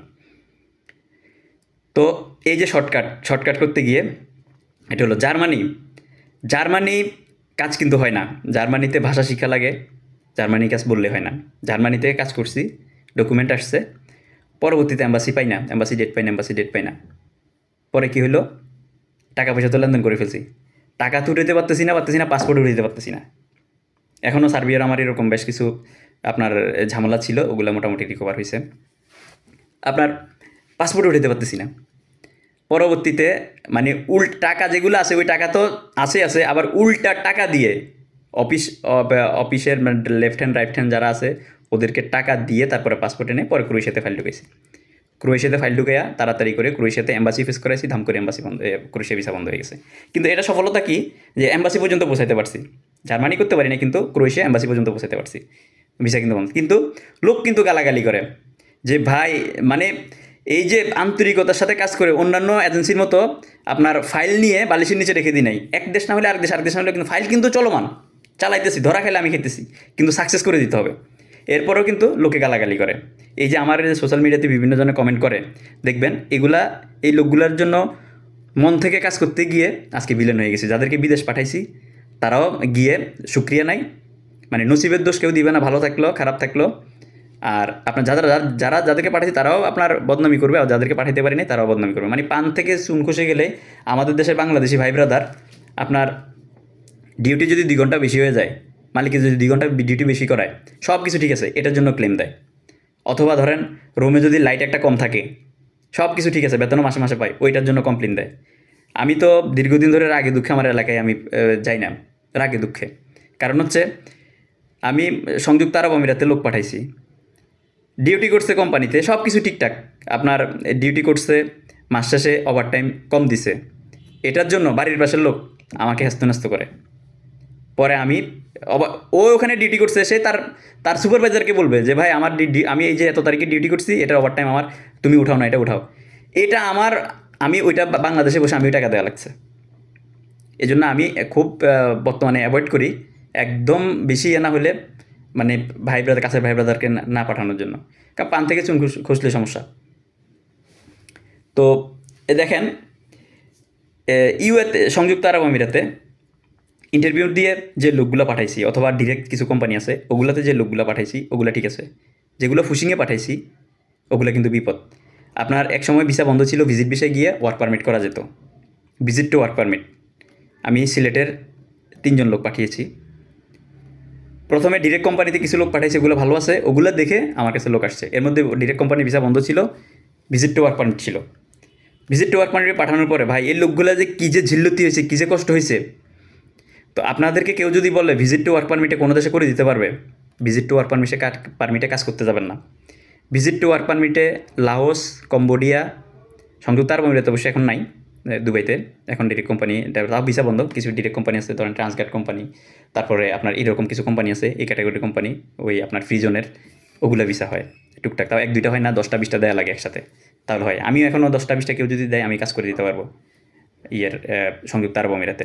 পর্তুগালে আমার বর্তমানে মোটামুটি এখনও আমি 50টা কাজ করে দিতে পারবো, যদি কোনো ভাই ব্রাদার বাজেট নিয়ে সমস্যা না থাকে ট্রাই করতে পারেন। কারণ আমি ভুল সময় ভুল দেশ ট্রাই করি না, অভিজ্ঞতার আলোকে। আমি কোটি কোটি টাকা ধরা খেয়েছি, আমি আমার ইনফরমেশনগুলো আমি এই জন্য সোশ্যাল মিডিয়াতে সবসময় কথা বলি, যাতে করে নতুন করে কোনো ভাই ব্রাদার যেন প্রতারিত না হয়, ধরা না খায়। কারণ ভুল ক্যালকুলেশন করতে গিয়ে, কারণ আপনি যে লোকটাকে বিশ্বাস করতেছেন সেই লোকটা হয়তোবা কাজ করতেছে, কিন্তু অভিজ্ঞতার অভাব আছে, হয়তো কাকতালীয়ভাবে একটা দুইটা দেশের কাজ হয়ে গেছে, এখন সে ওইটার মানে সাহসে, কনফিডেন্টে সে আরও 10টা-15টা বা 5টা দেশ নিয়ে কাজ করতে ফাইল নিচ্ছে। কিন্তু ভাই এরকম যদি আপনি অন্ধের মতো বিশেষ করে ফাইল দিয়ে দেন, অভিজ্ঞতা না সঞ্চয় করে, ধরা খাবেন। কারণ ইউরোপের কাজে মেইন হচ্ছে যে এক্সপিরিয়েন্সটা মোস্ট ইম্পর্টেন্ট, আর ইনফরমেশান জানাটা এটা মোস্ট ইম্পর্টেন্ট। এখন আপনার সংযুক্ত আরব আমিরাতে এই যে লোক ভিজিট টু ওয়ার্ক পারমিটে পাঠিয়ে ঝামেলা, তারপরে এখনও পর্যন্ত আমি টাকা পাবো ভিজিট টু ওয়ার্ক পারমিটে কাজ করতে গিয়ে লোকজনকে আপনার কিছু টাকা পয়সা দিয়েছি, তারপরে আবার ভিসা দিতে পারি না, টাকা রিটার্ন দিয়ে দিচ্ছি, তারপরে যাওয়ার পরে গালাগালি করে, মানে টাকা রিটার্ন দিয়ে দেওয়ার পরে গালাগালি করে। তো রাগে দুঃখে মনে করেন, তো মানে বলতে চাই না। তো এখন লাওসের বিষয়টা, যেটা বাংলাদেশের অনেক ভাই ব্রাদার লাওস নিয়ে কাজ করে, লাওস, তারপরে আপনার কম্বোডিয়া, এগুলো নিয়ে কাজ করে। ভাই আপনি একটা লোক বিদেশ পাঠিয়ে দিলে আপনার 2 পয়সা লাভ হবে, কিন্তু একটা লোককে বিদেশ পাঠানোর ক্ষেত্রে ওই লোকটা গিয়ে কতটুকু বেনিফিটেড হবে নৈতিকতার জায়গা থেকে, এই জিনিসটা একটু ধ্যান দিয়ান ভাই। এই যে আপনার কম্বোডিয়াতে আমি লোক পাঠিয়েছি, আমি কিন্তু এখন পাঠাচ্ছি না, এই যে আমি কথাগুলো বলতেছি কিন্তু বাস্তব অভিজ্ঞতার আলোকে। কম্বোডিয়াতে লোক পাঠাইছি, লোক পাঠানোর পরে যাওয়ার পরে কাজের প্রবলেম, তাও কম্বোডিয়াতে ডিরেক্ট ওয়ার্ক পারমিট হয় না, ভিজিটে। তারপরে আমি কিন্তু যেটা পাঠাইছি, পাঠানোর পরে প্রবলেমে পড়ছে, আবার দায়িত্ব নিয়ে কিন্তু সমাধান করে দিয়েছি। লাখ লাখ টাকা খরচ হয়েছে সমাধান দিতে। কারণ একটা নির্দিষ্ট সময় যাওয়ার পরে যদি আপনার ডকুমেন্ট না হয়, সেক্ষেত্রে প্রতিদিন $10 করে জরিমানা, ফাইন সে দেশের। তো আপনারা যারা ওই যে মানুষের ফ্লাইট দেখে তাড়াতাড়ি ফাইল জমা দিচ্ছেন বা কম সময়ে কাজ হয়ে যাচ্ছে, আপনারা এই দেশগুলোতে ফাইল জমা দিচ্ছেন, যাওয়ার পরে কিন্তু আপনারা বুঝতে পারতেছেন ফ্লাইট তো দেখতে সুন্দর, আর এই যে ফ্লাইটে যাওয়ার সময় দেখতে সুন্দর, আর ওই যে 5 জন লোক, 10 জন লোক, 15 জন লোক চলে যাচ্ছে, কিন্তু যাওয়ার পরে এই লোকগুলোর যে করুণ কাহিনী হচ্ছে, করুণ কাহিনী, এই করুণ কাহিনীটা কিন্তু এজেন্সিগুলো কিন্তু আপনার প্রকাশ করে না। আর ওই জিনিসটা আপনারা দেখেনও না, আপনাদেরকে যতটুকু দেখানো হয় ততটুকুই দেখেন। এই আপনার কিরগিজস্তানের মতো দেশে হাজার হাজার লোক, বাংলাদেশের লোকজন শর্টকাটে গিয়ে কত ক্ষতিগ্রস্ত হয়েছে, কিন্তু এই যে লোকগুলা ভুল ক্যালকুলেশন করে চলে গেল, যে দেখতেছে যে 15 জন, 20 জন, 30 জন করে ফ্লাইট যাচ্ছে, এটা দেখে দেখে আপনার চলে গেছে, যাওয়ার পরে করুণ কাহিনীগুলা, বাস্তবতাগুলো, আর কত লোক ফেরত আসছে। আপনার আলবেনিয়া, সার্বিয়া, তারপর মন্টিনিগ্রো নিয়ে ভাই আপনার ইতালি হয় না, মন্টিনিগ্রো দিলাম, সেম ক্লায়েন্ট, মন্টিনিগ্রো দিলাম, মন্টিনিগ্রো হয় না, কসোভো দিলাম, কসোভো ডকুমেন্ট আসছে, আসার পরে এবার আর এম্বাসি ডেট পাওয়া যায় না, অ্যাপয়েন্টমেন্ট ডেটই পাওয়া যায় না ভাই কসোভো। কিন্তু পারমিট আসার পরে তো একটা মোটা অঙ্কের লেনদেন করা হয়েছে। পরবর্তীতে ঝামেলা, কিছু ভাই ব্রাদারকে, এই যে কসোভোর এখনও পর্যন্ত টাকা পাবো, কিন্তু আমি কিন্তু ভাই ব্রাদারকে টাকা রিটার্ন দিয়ে দিয়েছি। আমার যতটুকু সম্ভব ছিল, যতক্ষণ সামর্থ্য ছিল ততক্ষণ কিন্তু আমি টাকা রিলিজ করছি। আজকে আমার যে ভাই ব্রাদারগুলো কসোভোর, যে এক একটা 3 লাখ, 3.5 লাখ, 4 লাখ টাকা করে এক একটা ভাই ব্রাদারের টাকা, সব টাকা আমি রিটার্ন দিয়েছিলাম। আপনার কসোভোর ভাই ব্রাদারগুলা কেউ কাতার গেছে, কেউ অন্যান্য দেশে গেছে, কেউ আমার মাধ্যমে গেছে, কেউ অন্য মাধ্যমে গেছে, কিন্তু আমি কসোভোর টাকা কিন্তু এখনও পাবো। মালয়েশিয়াতে লোকজন পাঠাইছি, আপনার সিন্ডিকেটে 3,80,000 টাকা রেট ছিল, সিন্ডিকেটে ফ্লাইটের সময় বলতেছে রেট বেড়ে গেছে, 50,000 টাকা রেট বেড়ে গেছে, এই টাকা দিতে হবে, না হয় ফ্লাইট যাবে না। এক একটা লোক 6 লাখ, 6.5 লাখ, আপনার 5.5 লাখ টাকা করে গিয়েছে, কিন্তু আমি ওই যে কমিটমেন্ট ঠিক রাখছি, 3,80,000 টাকা 3,80,000 টাকা দিয়ে পাঠাইছি, এবং ফ্লাইটের দিন নিজে অতিরিক্ত টাকাটা সিন্ডিকেটের 50,000 টাকা করে, যেটা ওইটা নিজের পকেট থেকে দিয়ে ফ্লাইট দিয়েছি। আজ পর্যন্ত লোক যাওয়ার পরে, এটা তো আমার লাভের টাকা না ভাই, এই টাকাটা আমার নিজের আইন টাকা, হক হালালি টাকা।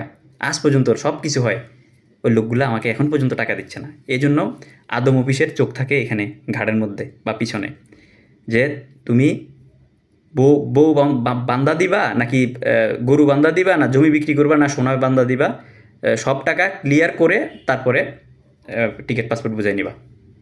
আমি তো চাইলে সেটা করতে পারতাম, যে ভাই এই যে ধরেন সিন্ডিকেটের ওখানে, যে এই হলো টাকা 3,80,000 টাকা ক্লায়েন্ট আমাকে দিয়েছে, 3,80,000 টাকা আপনি বুঝে নিয়েছেন, আর বাকি টাকা ক্লায়েন্টের কাছ থেকে বাড়তি উপরের টাকাটা যেটা আপনি দাবি করতেছেন সেটা আপনি নিয়ে আপনি যদি ফ্লাইট দিতে পারেন দেন, না দিলে আমার কিছু করার নেই। আমি কিন্তু সেটা করতে পারতাম, কিন্তু নীতিনৈতিকতার জায়গা থেকে তখন আমার অবস্থা ভালো ছিল, আমি ওই টাকাগুলো দিয়ে লোকজনকে ফ্লাইট দিছি। আফসোস ভাই, আমার এত পরিস্থিতি এত খারাপ, কিন্তু ওই লোকগুলো টাকা দিচ্ছে না। ওরা টাকা দিল তো, ওরা যদি টাকা দিত, একজন যদি আমাকে 50,000 টাকা করে রিটার্ন দেয়, আমি কিন্তু একজন আমার পুরাতন লোক আমি বিদায় করতে পারি। মানে মানুষ, তাও কি ওখানে যাওয়ার পর উল্টা ফাফর। কিন্তু এটা বলে না যে আমি 3,80,000 টাকা দিয়ে আসছি, কিন্তু আমার সাথে লোক 6 লাখ টাকা দিয়ে আসছে। ইউসুফ তো আমাকে কম টাকায় পাঠাইছে, ইউসুফের মাধ্যমে আসতে পারতেছি, যে আমি তো এই টাকাটা কমে আসছি, সেই সুক্রিয়াটা পর্যন্ত নাই। আমাদের বাঙালি মানুষ, বাঙালি এত হারামি। তো তারপরে ব্রুনাই আপনার, আচ্ছা যেগুলো ধরা গেছে সে দেশগুলোর আমি ইনফরমেশনগুলো শেয়ার করতেছি। তো মালয়েশিয়াতে অনেকেই ধরা গেছে, কিন্তু আমি ক্যালকুলেশন করে কাজ করছি। আমি যখন দেখছি যে লোক যাওয়ার পরে কাজ দিতে দেরি হচ্ছে, ঝামেলা হচ্ছে, আমি কিন্তু ধাম করে বই টানা বন্ধ করে দিয়েছি, মেডিকেল করাই নাই। আর আমার কিন্তু মালয়েশিয়া যতক্ষণ খোলা ছিল, আমার একটা মেডিকেলও বরবাদ হয় নাই। আমি যতটা মেডিকেল করেছি সবকটা লোক আমি বিদেশ পাঠাইছি, মালয়েশিয়া পাঠাইছি।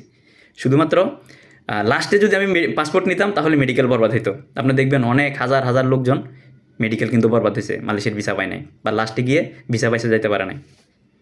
তো এইটা হলো এক্সপিরিয়েন্স। এই ম্যান পাওয়ার সেক্টরে মেন হলো প্রপার ইনফরমেশন জানা, আর হলো এক্সপিরিয়েন্স। এই দুইটা জিনিস কিন্তু লাগবে। আপনি যাকেই পাসপোর্ট জমা দিবেন, তার কতটুকু সে কাজ করলো, তার কতটুকু জ্ঞান আছে ম্যান পাওয়ার সেক্টর নিয়ে বা দেশগুলো নিয়ে কাজ করে, তার কতটুকু ধ্যান ধারণা আছে, জ্ঞান আছে, এটা ভেবে ফাইল জমা দিবেন। একটা দুইটা দেশে সফলতা পেয়ে গেছে বলেই যে সে সব আরেকটা দেশের জন্য ফাইল নিলে সে দেশের সম্পর্কে সব কিছু জানে, বিষয়টা এমন না। সেই না কাউকে না কাউকে সে বিলিভ করতেছে। এখন যাকে বিলিভ করতেছে সেই কতটুকু জ্ঞান রাখে, সেটাও দেখার বিষয়। দেখেন, তাইলে আমি কিন্তু মালয়েশিয়াতে লোকজন, আমার মাধ্যমে লোকজন ধরা খাই নাই। আমি শুধুমাত্র প্রপার ইনফরমেশান জানার কারণে, প্রপার ইনফরমেশান রাখার কারণে, অভিজ্ঞতা থাকার কারণে। এখন ধরেন মলদোভা, তারপরে বসনিয়া। আমি যে মলদোভার জন্য সার্টিফিকেট বানিয়ে, আমার কত ভাই ব্রাদারের আমি সার্টিফিকেট বানিয়ে টাকা নষ্ট করছি, আমার ভাই ব্রাদাররা নিজেরাও জানে না।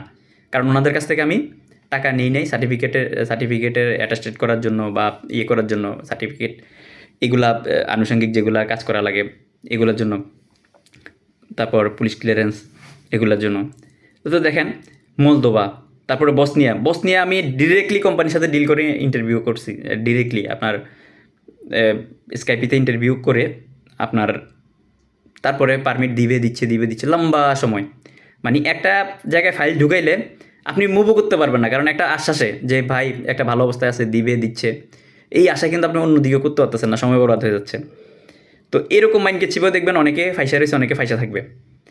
তারপরে পরবর্তীতে আর কিন্তু বসনিয়ার কাজ বের করা যায় নাই। এখন কিন্তু আবার টুকটাক বসনিয়ার কাজ হচ্ছে, তবে হচ্ছে বলে আবার দিবেন না। আমি এগুলো বলতেছি, এগুলো যখন আমি ট্রাই করছিলাম তখন। আপনার হাঙ্গেরির বিষয়টা তো বললাম, বাংলাদেশের অনেক বড় ভাই ব্রাদার, অনেক নাম, কিন্তু এই যে পারমিট দিয়ে টাকা পয়সা নিয়ে গেছে, কাজ উঠাইতে পারে নাই। এখন ধরেন কী করবো, জানি তো প্রতারিত হয়েছে। এখন আমি তো, আমার ক্লায়েন্ট তো আর সেটা জানে না। আমার ক্লায়েন্টকে তো আমি দায়িত্ব নিচ্ছি, আমাকে বিশেষ করে ফাইলছে, আমাকে কোনো না কোনো দেশ দিয়ে করে দিতে হবে। তো এখন এক দেশের সমস্যা, আরেক দেশ দিয়ে কিন্তু করে দেওয়ার জন্য চেষ্টা করতেছি, এবং কিছু ভাই ব্রাদারকে করছি। মরক্কো ব্যর্থ আমি। কেন ব্যর্থ? মরক্কো আমি ফাইল দিলাম, সব কিছু করলাম। যখন আমি রিসার্চ করে দেখলাম, আরে ভাই মরক্কো যাওয়ার পরে তো ভাই এগুলো সব স্পেনে সাগর পাড়ি দিয়ে পালানোর জন্য যায়, আর ওখানে মাফিয়া সমস্যা, ওখানে কাজ নাই। আমি কিন্তু নীতিনৈতিকতার জায়গা থেকে আমি ভিসা করার পর আমি ফ্লাইট দিই নাই। কিন্তু দেখেন, আমি যে মাধ্যমে কাজ করতেছিলাম, মাধ্যম বলে ভাই এত সৎ থেকে লাভ কি? বিদেশ যাওয়ার পরে লোক আপনাকে এমন গালে দিবে, আর আপনি 10টা লোক পাঠান, 10টা লোক পাঠাইলে, নাইলে ফেরত আসলে 2টা লোক ফেরত আসবে। 10টা লোক পাঠিয়ে যে প্রফিট করবেন, 2টা লোক ফেরত আসলে আপনি সমাধান দিয়ে দিবেন। কিন্তু ভাই হ্যাঁ, 2টা লোক ফেরত, বাকি 8টা লোক আমি সাগরে বাসায় দিই নাই। কারণ ওখানে যাওয়ার পরে যদি কাজের নিরাপত্তা না থাকে, আপনার ডকুমেন্টেশনের নিরাপত্তা না থাকে জেনে বুঝে কেন পাঠাবেন? কেন পাঠাবো আমি বলেন? কিন্তু আপনার আমাদের দেশের 99% এজেন্ট এজেন্সি কিন্তু অনেকে না জেনে লোক পাঠায় আর অনেকে জেনে বুঝেও পাঠায়। দূর পাঠাই দিলে তো পাঠাই দিলাম, পাঠাই দিলে একটা লোকের ওই গিয়ে পুটকি মারা দেখ, আমার কি, আমি তো পাঠাই দিছি, যাক আমার লাভ, আমার পকেটে টাকা ঢুকলে হইল। তো এই গেল ধরেন আপনার আহ, মরক্কোর কথা। তুরস্কের কথা, তুরস্কে আমি একসাথে 90 জন লোক আমি এম্বাসি ফেস করেছি। 90 জন লোক। তুরস্কে সব কিছু ঠিক ছিল, রাশিয়ার একটা প্রজেক্ট, রাশিয়ান কোম্পানি। বাংলাদেশে এই যে আপনার বনানীতে 11 নম্বরে এম্বাসি ফেস করালাম। ভাগ্য ভালো আমি মেডিকেল করাই নাই, কিন্তু আগের গ্রুপে মেডিকেল করাইছিলাম। তো মেডিকেল করাইছি, আমি বলছি যে ভাই ভিসা না পাইলে কিন্তু মেডিকেলের টাকাটা আমার, আমি আমি বহন করবো। কেন? এই আরিফ মাতবর ভাই, ওনার সাথে লোকজন আরও ছিল। আপনার আমি একটা ধারণা করছিলাম, কারণ এটা যেহেতু এক্সপেরিমেন্টাল প্রজেক্ট, হয়তো মেডিকেল বাণিজ্য করবে, কারণ বেশিরভাগ কিন্তু পল্টন কেন্দ্রিক বা বনানী কেন্দ্রিক অফিসগুলা যারা আছে আমাদের ঢাকা শহরে মেডিকেল বাণিজ্য করে, হুদায় কাজ করতে পারবে না। মানে 1000, 1500, 2000 বই টানবে আর মেডিকেল করাবে, এরপরে এই যে মেডিকেলের টাকাটা ওদের লাভ। সেজন্য আমি ওইটা বলছি, যাতে করে আমি বদনামির যে তকমা যেন না পাই। এই সেক্টরে আপনি কাজ করতে গেলে কমিটমেন্ট ঠিক রাখতে পারবেন না, আর আপনি যতই ভালো করবেন তারপরে কিন্তু আপনার বদনামি হবে। এই মেডিকেলের 10,000 টাকা করে গেল, কিন্তু আমি লোকজনের মেডিকেলের টাকাটা ওটা আমার নিজের গায়ে বহন করলাম। এর পরের সেক্টরে কিন্তু আমি আর মেডিকেল করে নাই, যেহেতু মেডিকেল করার দরকার নাই। আর ওগুলো আমার ডিরেক্ট কাজ ছিল। আমি সাইপ্রাসের লোকজন পাঠাচ্ছিলাম, ধাম ধাম ধাম ধাম লোক যাচ্ছিল। তো ওই প্রজেক্টে ওই মাধ্যমের কাজ, যেহেতু আমি ওই জন্য মেডিকেল করে নাই, বলছি যে ভাই না, মেডিকেল করানো যাবে না, মেডিকেল করাবো না, যেহেতু এটা আমার ডিরেক্ট কাজ, এটা নিয়ন্ত্রণ আমার হাতে। আমি 90 জন লোক এম্বাসি ফিস করেছি, প্রায় 28,000 টাকা করে এক একটা লোকের এম্বাসি ফি দিছি বনানীতে। দিন শেষে ভিসা দিচ্ছে না তুরস্ক, ভিসা দেয় না। আমার কাছে তোরা ভিসা না দিলে তোরা জমাটা নিলি কেন? ভিসা দিচ্ছে না। পরবর্তীতে প্রেমিরি প্রবলেম বলে বলে বলে পাসপোর্টগুলো এম্বাসি থেকে উদ্ধার করছি, উঠাই নিয়ে আসছি। কিন্তু দেখেন, এই যে লোকগুলাকে, এই যে আপনার তুরস্কের জন্য টাকা পাঠানো, পারমিট আসার পরে, এরপর এখানে 28,000 টাকা করে এম্বাসি ফি দেওয়া, এক একটা লোকের কত লাখ টাকা লস হয়ে গেছে। আপনার এটা থেকে শিক্ষা কি, যে আপনি কোনো দেশে যদি যারা বৃহৎ আকারে কাজ করতে যাবেন, আপনারা প্রথমে 2টা 4টা বই দিয়ে কাজ করবেন। ওগুলা হইলে পরবর্তীতে বইয়ের রেশিও বাড়াবেন, আপনার 5টা থেকে পরে 10টা, পরের লটে ওই 10টা উঠে গেলে পরের লটে আবার 15টা, এভাবে। কিন্তু একসাথে অনেকগুলো ফাইল নিয়ে কাজ করতে যাবেন না। কোনো কারণে যদি কাজ না হয় তাহলে কিন্তু ঝামেলায় পড়ে যাবেন। যেমন আপনার আমাদের পল্টনের এক বড় এজেন্সি অস্ট্রেলিয়া এবং কানাডা একসাথে 90টা 100টা করে কাজ করতে গেছে, লেনদেনও করে ফেলছে, কিন্তু ফেক ওয়েবসাইটের ইয়েতে পরে পরবর্তীতে একটা কেলেঙ্কারি হয়েছে। আপনারা হয়তো জানেন, ওই ভাই কিন্তু হারাই গেছে, অনেক ঝামেলায় পড়ে গেছে। এখনও পর্যন্ত রিকভার দেওয়ার চেষ্টা করতেছে, কারণ এই লাইনে যারা সৎভাবে কাজ করতে চাইবে, সফলতা ব্যর্থতা থাকবে, সুনাম দুর্নাম থাকবে, কিন্তু সৎ লোক হইলে মার্কেটে টিকে থেকে কাজ করার জন্য চেষ্টা করবে, মানুষের টাকা রিটার্ন দেওয়ার জন্য চেষ্টা করবে। তো আপনার এই যে গেল আপনার তুরস্কে এই যে ধরা খেলাম। কিন্তু আমাকে মিরাজ হোসেন গাজী, ওই যে আপনার প্রবাসীদের নিয়ে কথা বলে, মিরাজ হোসেন গাজী ভাই আমাকে বলছে, ভাই আমি মানে এই লোকগুলো নিয়ে যাচ্ছিলাম এম্বাসি ফেস করানোর জন্য। তো পল্টনে উনি আবার পল্টনে তখন করতো, আপনার করতে আসছে, সংবাদ কাভারেজ করতে আসছে। তখন আমার জিজ্ঞেস করলো, ভাই এই লোকগুলো নিয়ে কোথায় যাচ্ছেন? আমি বললাম যে ভাই আমি তুরস্কে এম্বাসি ফেস করতে যাচ্ছি লোকগুলো নিয়ে। কারণ যেহেতু অনেকগুলো লোক একসাথে, বলে যে ভাই ভিসা তো পাবেন না। আমি বলি হ্যাঁ দেখা যাক ভাই, আল্লাহ ভরসা, যেহেতু ডকুমেন্ট সব আসছে। আমি ডকুমেন্ট দেখাইছি, ভাই এই যে ডকুমেন্টগুলো তো সবগুলো ঠিক আছে, চেষ্টা করে দেখি, বাকি আল্লাহ ভরসা। তবে এই লোকগুলা আপনার যদি কোনো কারণে ভিসা না হয়, সেক্ষেত্রে এম্বাসি ফিটি এগুলো আমার গায়ে। তখন কিন্তু উনি বিষয়টা বুঝতে পারছে যে না, এই তো আসলে দুষ্ট লোক না, যে এম্বাসি ফি যেহেতু এই নিজে বহন করবে, তাহলে চেষ্টা করুক, অসুবিধা কি। না হয় কিন্তু মিরাজ হোসেন গাজী ভাই কিন্তু আমাকে নিয়ে কিন্তু আপনার মিনিস্ট্রি মিডিয়াতে কিন্তু সংবাদ প্রচার করতো। উনি যখন শুনছে যে এম্বাসি ফিটাও আমি বহন করতেছি, আবার আমি মেডিকেল করাই নাই, তার মানে উনি বলে যে না, বুঝছে যে না লোক সৎ। সে যদি দুষ্ট লোক হতো তাহলে তো মেডিকেল বাণিজ্য করতো, বা এম্বাসি ফি যদি আপনার 28,000 যাইতো, সে 50,000 টাকা নিত, যেটা এজেন্সিগুলো করে এই আর কি। এটা করেও মানে ভিসা হইলে এজেন্সির লাভ, না হইলেও এজেন্সির লাভ। এই নীতিতে চলে, যে নীতিতে আমি চলি না, আমার হচ্ছে বিফলে মূল্য ফেরত। সেজন্যই কিন্তু আজকে আমার এই পরিণতি, আমার এই ধরা। তবুও ইনশাল্লাহ আল্লাহ তাআলা যেহেতু একেবারে লক করে দেয় নাই, কোনো না কোনো দেশে সফলতা আছে, ইনশাল্লাহ একটা না একটা গতি আল্লাহ তাআলা করে দিচ্ছেন। হচ্ছে, হয়তো একসাথে রিকভার করতে পারতেছি না, টুকটাক করে রিকভার করবো, ইনশাল্লাহ হয়ে যাবে। আপনার বেনিন, আমার মধ্যপ্রাচ্যের খুব ভালো সাপোর্ট পাচ্ছি, খুব ভালো ভালো কোম্পানিতে লোক পাঠাচ্ছি, আপনার সৌদি আরবে, সংযুক্ত আরব আমিরাতে। তো ভাই হঠাৎ করে বললো যে আমাদের একটা বেনিনে ইউরোপের একটা কোম্পানি আছে, বেনিনের তেল গ্যাস অনুসন্ধান করবে। বেনিনে কিছু ফাইল লাগবে। বেনিনে কিন্তু ব্যর্থ দেখেন, কিন্তু যার সাথে ট্রাই করছি সে কিন্তু সফল লোক, সে আমাকে অনেক সাপোর্ট দিয়েছে, আমার অনেক লোক বিভিন্ন দেশে গিয়েছে। আমি বেনিন নিয়ে ক্যালকুলেশন করে দেখলাম শালা এটা আফ্রিকার একটা দেশ, আর এটা এমন একটা গরিব দেশ, এই দেশে আপনার ওরাই খাইতে পারে না, আর ওদের ঘর বাড়ি ঠিক মতো নাই, খোলা আকাশের নিচে বসবাস করে, এই দেশে লোক পাঠাবো? আমি বললাম যে ভাই এটা নিয়ে তো আমার ক্যালকুলেশন করে দেখলাম, আসলে আমার মাথায় ধরে না, এই লোকটা এই দেশে পাঠাবো না। আরে বলে যে ভাই এটা ইউরোপিয়ান কোম্পানি, ইউরোপিয়ান স্ট্যান্ডার্ডে চলবে, লোকজনকে ইউরোপিয়ান স্ট্যান্ডার্ডে রাখবে, বেতন ইউরোপিয়ান ক্যাটাগরিতে দিবে, তাহলে আপনার এখানে প্রবলেমটা কোথায়? এখানে তো প্রবলেম হবে না, কারণ এরা এরা কাজ করবে, তেল গ্যাস অনুসন্ধান করার কাজ করবে, খনিজ সম্পদ নিয়ে কাজ করবে, এখানে বেতনটা ইন্টারন্যাশনাল মানের হবে।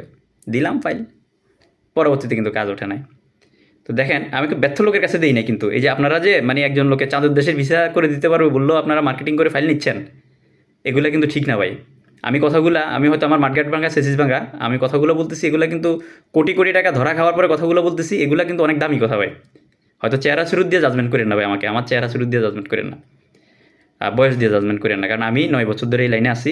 এই লাইনে প্রত্যেকটা পড়তে পড়তে আমি যেগুলো শিখছি ধাক্কা খেতে খেতে, ইনশাল্লাহ সামনের দিকে আর আপনার ভুল ক্যালকুলেশন হচ্ছে না, হবে না।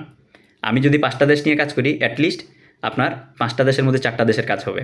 যদি আমি 100টা ফাইল নিয়ে কাজ করি, ইনশাল্লাহ আমার 80টা ফাইলের কাজ হবে। কারণ ইউরোপের কাজ 10টা ফাইল, 100টা ফাইল নিলে আপনার কাজ হবে 5টা, 95টা হবে না।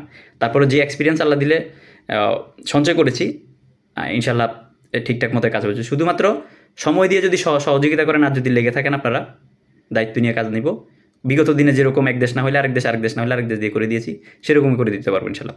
সম্প্রতি আমি আপনার এই যে আমি লাস্ট যে পর্তুগালের লোক পাঠাইলাম, ওনাকে কিন্তু 24 মাসের মাথায় আমি কাজ করে দিয়ে পাঠাইছি। এক দেশ নেই, আরেক দেশ, আরেক দেশ হয়ে আরেক দেশে, যে পোল্যান্ড বললাম, তারপর আপনার ইতালি বললাম, তারপরে আপনার আলবেনিয়া বললাম, বেলারুশ বললাম, এইগুলাতে কিন্তু ট্রাই করছি, হয় নাই, ওইগুলাতে পরে এদিক দিয়ে করে দিছি। এই রিসেন্টলি এই 3 তারিখে, এই মার্চের 3 তারিখে আপনার 3জন এম্বাসিতে ফেস করছে পর্তুগালের, ওনারা কিন্তু আজকে সফল। ওনাদেরকেও কিন্তু কারো 14 মাস, কারো 15 মাস, কারো 24 মাস পরে গিয়ে একটা এম্বাসিতে সফলতা পেয়েছি। কিন্তু তার আগে স্লোভেনিয়া ট্রাই করছি, ক্রোয়েশিয়া ট্রাই করছি, হয় নাই। একজনের তো আমার শহীদুল ইসলাম ভাই, একজনের তো ওনার তো ক্রোয়েশিয়াতে বেশ কয়েকটা কোম্পানিতে বারবার অনলাইন করা হয়েছে, ওনার কিসমত খারাপ, আসে না, পারমিট আসে না। যাকে এখন পরবর্তীতে পর্তুগাল দিয়ে হয়েছে, দোয়া করবেন যেন ওনার ভিসাটা যেন দ্রুততম অ্যাপ্রুভ হয়ে যায়, দ্রুততম সময়। তো দেখেন আসলে ভিডিওটা অনেক লম্বা হয়ে যাচ্ছে, আর 2-4 মিনিট পরে আমি শেষ করব। উজবেকিস্তানে মধ্যপ্রাচ্যের খুব ভালো সাপোর্ট পাচ্ছি। ভাই ব্রাদার বলল যে ভাই উজবেকিস্তানের কাজ আসছে, উজবেকিস্তানে ফাইল দিলাম, কিন্তু কাজ হয় না। এই যে দেখেন, কেন বলি যে একটা লোক যে একটা দেশ নিয়ে সফল হলে যে সে আরেকটা দেশের জন্য ফাইল চালিয়ে দিলে যে সফল হবে, বিষয়টা এমন না, ব্যর্থ হতে পারে। রাশিয়া 2টা মাধ্যমে কাজ করতেছি, কী যে চিটারি বাটপারি চলে এই লাইনে। একটা মাধ্যমে দিলাম, কোনো ইন্টারভিউ নাই, কোনো আপনার বিয়ে নাই, কিছুই নাই, মানে জাস্ট ফাইল দিলাম, কাজ হবে। ফাইল দেওয়ার পরে টাকা পয়সা দিলাম, আটকা পড়ে গেল। আপনার হচ্ছে আপনার 4 মাসে কাজ হয়ে যাবে, সেই জায়গায় 7 মাস 8 মাস রানিং কাজ হয় না। রাগে দুঃখে ফাইল উঠে নিয়েছি, আমিও ফাইল উঠে নিয়েছি, 2 মাস পরে ওই মাধ্যমে অন্যান্য লোকগুলোর ভিসা হয়ে গেছে। দেখেন, আর আরেকটা মাধ্যমে জমা দিয়েছি, টাকাও জমা দিয়েছি, এখন টাকা পাচ্ছি না। আপনার কী করছে? এটা একদম স্বচ্ছতার সহিত কাজ করছে, মানে যেটা বেশি স্বচ্ছ ওটাই ঘাবলা আছে। ইন্টারভিউ করাইলো, রাশিয়ানদের নিয়ে আসলো, নিয়ে আসা পরে লোকজনগুলোকে ভাষা শিখাইলো ভাই, 2 মাস 3 মাস ধরে ভাষা শিখাইছে। ভাষা শেখানোর পরে তারপরে যে ডকুমেন্ট আসতেছে পরে রাগে দুঃখে অভিমানে ফাইলগুলো উঠাই নিছি, ওরা এখন ভিসা করতে পারে না। পরে এই লোকগুলোকে আবার আমি এখন ম্যাসেডোনিয়া দিয়ে আমি কাজ করে দিচ্ছি। তো দেখেন, আপনি যাকে দিবেন, এই যে আপনার সাদা চামড়ার লোক এনে মানুষকে প্রতারিত করে, আপনি যে সাদা চামড়ার লোক দেখে যে ফাইল দিবেন, ফাইল আপনার যে কিছু ভাই ব্রাদার একসাথে এখন 5টা 6টা 7টা দেশ নিয়ে মার্কেটিং করে ফাইল নিচ্ছেন, আর আপনারাও যারা বোকার মতো অন্ধের মতো বিশ্বাস করে ফাইল জমা দিয়ে দিচ্ছেন, তারা তো ডুববে আপনাদের ভবিষ্যৎ নিয়ে ছিনিমিনি খেলবে। ভাই এটা করতে যাবেন না। আপনি যে ফাইল নিচ্ছেন, আপনাকে বিলিভ করে লোকগুলো ফাইল দিচ্ছে, বিশ্বাসের মর্যাদা রাখেন, মানুষের লাইফ নিয়ে ছিনিমিনি খেলেন না। কারণ এখানে আমি আমার অভিজ্ঞতাগুলো শেয়ার করতেছি, আপনারা ওইভাবে নিজেদের মতো করে কাজে লাগাবেন। সাইপ্রাসে আপনার এই 3 মাস ভিসা খোলা থাকে, 9 মাস ভিসা বন্ধ থাকে। আমি সাইপ্রাসে সফল, কিন্তু এখন করতেছি না, কারণ এটাই সমস্যা, টাইমের ক্ষেত্রে কমিটমেন্ট ঠিক রাখা যায় না। কিন্তু অনেকেই দেখি সাইপ্রাসের জন্য ফাইল জমা নিচ্ছে। আপনার আজারবাইজান, উজবেকিস্তান, কিরগিস্তান, এগুলা বাঙালি কেন যায়? আর্মেনিয়া। আর কিছু ভাই ব্রাদার কনফিডেন্টলি বলে যে এগুলোতে ঢুকলে ইউরোপ যাওয়া যাবে, ইউরোপ যাইতে পারবে, এটা বলে ফাইল নিচ্ছে, মানুষগুলোকে কিন্তু ক্ষতিগ্রস্ত করে ফেলবে। এখন মঙ্গোলিয়া আমি দেখলাম যে না, ওখানে গিয়ে লোকজন ভালো থাকে না, আমি মঙ্গোলিয়া নিয়ে কিন্তু বাদ দিয়ে দিয়েছি। এই যে আমি চেষ্টা করছি, আমি 43টা দেশে চেষ্টা করছি, একবারে ব্যর্থ না ভাই। 43টার মধ্যে 18টা দেশ, 17টা প্লাস আরেকটা, হ্যাঁ 18টা দেশে আমি সফলতা পেয়েছি। আর এখন যে দেশগুলো নিয়ে কাজ করতেছি ইনশাল্লাহ সবগুলোতে আমি ইনশাল্লাহ সফলতা পাবো। আমি সার্বিয়া নিয়ে বারবার বারবার বারবার আপনার সঠিকভাবে একদম সৎভাবে কাজ করছি, ফ্লাইট গেছে কিন্তু, আর পরবর্তীতে আর ওই মৌসুম আমার কাজ হচ্ছে না। পরবর্তীতে এখন আবার কিছু ফাইলের একটা গতি হয়েছে, দেখা যাক আল্লাহ ভরসা। সার্বিয়া এগুলো আমি নতুন করে সার্বিয়ার জন্য কোনো কাজ করবো না, যেগুলো আছে এগুলোই। আমার মেসিডোনিয়ার কাজ চলমান আছে, তারপর আপনার বুলগেরিয়া বুলগেরিয়া আবার কাজ হইলে এইগুলা হয়ে গেলে আমি আবার ফাইল নিব। রোমানিয়া আমার সবসময় চলমান, কারণ আমি রোমানিয়া অনেক কাজ করছি, মাঝখানে করি নাই, এখন আবার করবো। আপনারা কেউ ট্রাই করলে করতে পারেন। পর্তুগাল আমার এখন খুব ভালো, আমি 50টা কাজ করে দিতে পারবো। যদি এজেন্সি থাকেন ট্রাই করতে পারেন, বিলিভ করতে পারেন। আমরা এই লাইনে ধরা খেয়ে বসে আছি, কিন্তু সৎভাবে লড়ে যাচ্ছি, সৎভাবে কাজ করে দিব। অন্তত উপকার করতে না পারলে ক্ষতির কারণ হয়ে দাঁড়াবো না। কারণ আপনার টাকা নিয়ে ফ্ল্যাট কিনবো না, বউ পোলারে খাওয়াবো না, আপনার ভোগ বিলাসের জীবনযাপন করবো না। আপনার টাকা নিয়ে আপনার জন্য ট্রাই করবো, যদি কিসমতো থাকে হয়ে যাবে, আর না হইলে যদি আপনার নসিবে না থাকে টুডে অ্যান্ড টুমোরো টাকা পাবেন, কিন্তু টাকা মেরে দিব না, টাকা করবো না। কারণ বিগত দিনও আমার সাথে যারা লেগেছিল সফল করে দিয়েছি, সফল করতে পেরেছি।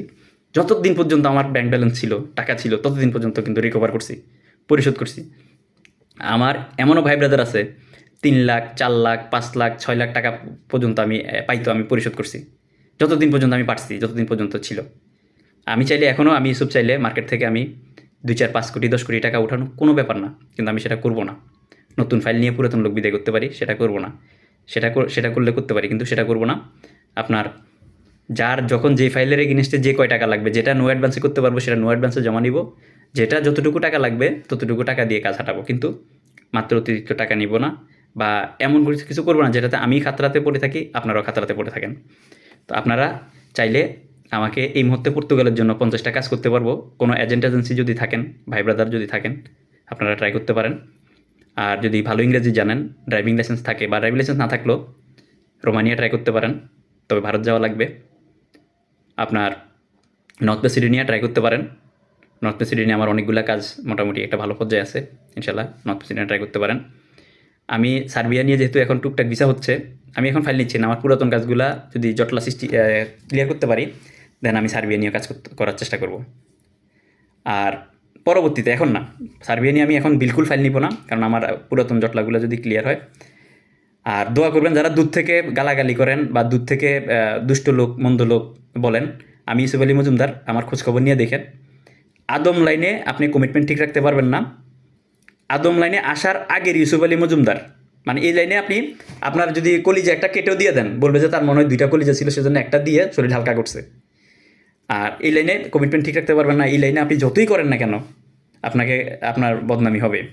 আমি আদম লাইনে আসার আগে, আদম লাইনে আসছি যে মোটামুটি আপনার 2022 সাল পর্যন্ত। আমার খোঁজখবর নিয়ে দেখেন, আমার কাছে যে ভাই আমার সাথে কথা বলতে আসলো, আমি খাওয়াই দিছি। খোঁজখবর নিয়ে দেখেন, চিনি না জানি না, অফিসে মিট করতে আসছে, খাওয়াই দিছি। তো এটা খোটা দিচ্ছি না, মানে এরকম ছিল। কারণ আমি এটা মনে করতাম যে উনি আমার কাছে আসছে, ওনার আল্লাহ তাআলা আমার মাধ্যমে ওনার রিজিক বরাদ্দ রাখছে বলে উনি আমার কাছে আসছে। এবং কেউ যদি আমাকে শাউটিংলি একটা কথা বলতো যে ভাই আমার ভিসার কী অবস্থা, কবে দিবেন, শুক্রবারে দিবেন বলছেন, আজকে শনিবার, রবিবারে ফোন দিয়ে বলতাম ভাই একটু তাড়াতাড়ি আসুন তো ভাই, আপনার সাথে আমার কথা আছে। আসছে, কাজ দেখা গেছে যে 99% হয়ে গেছে, দাম করে চেক একটা লিখে দিছি, ভাই আপনি টাকা উঠাই নিয়েন, আপনার কাজটা আপনার কোম্পানি আপনাকে নিবে না করে দিছে। এটা করতাম।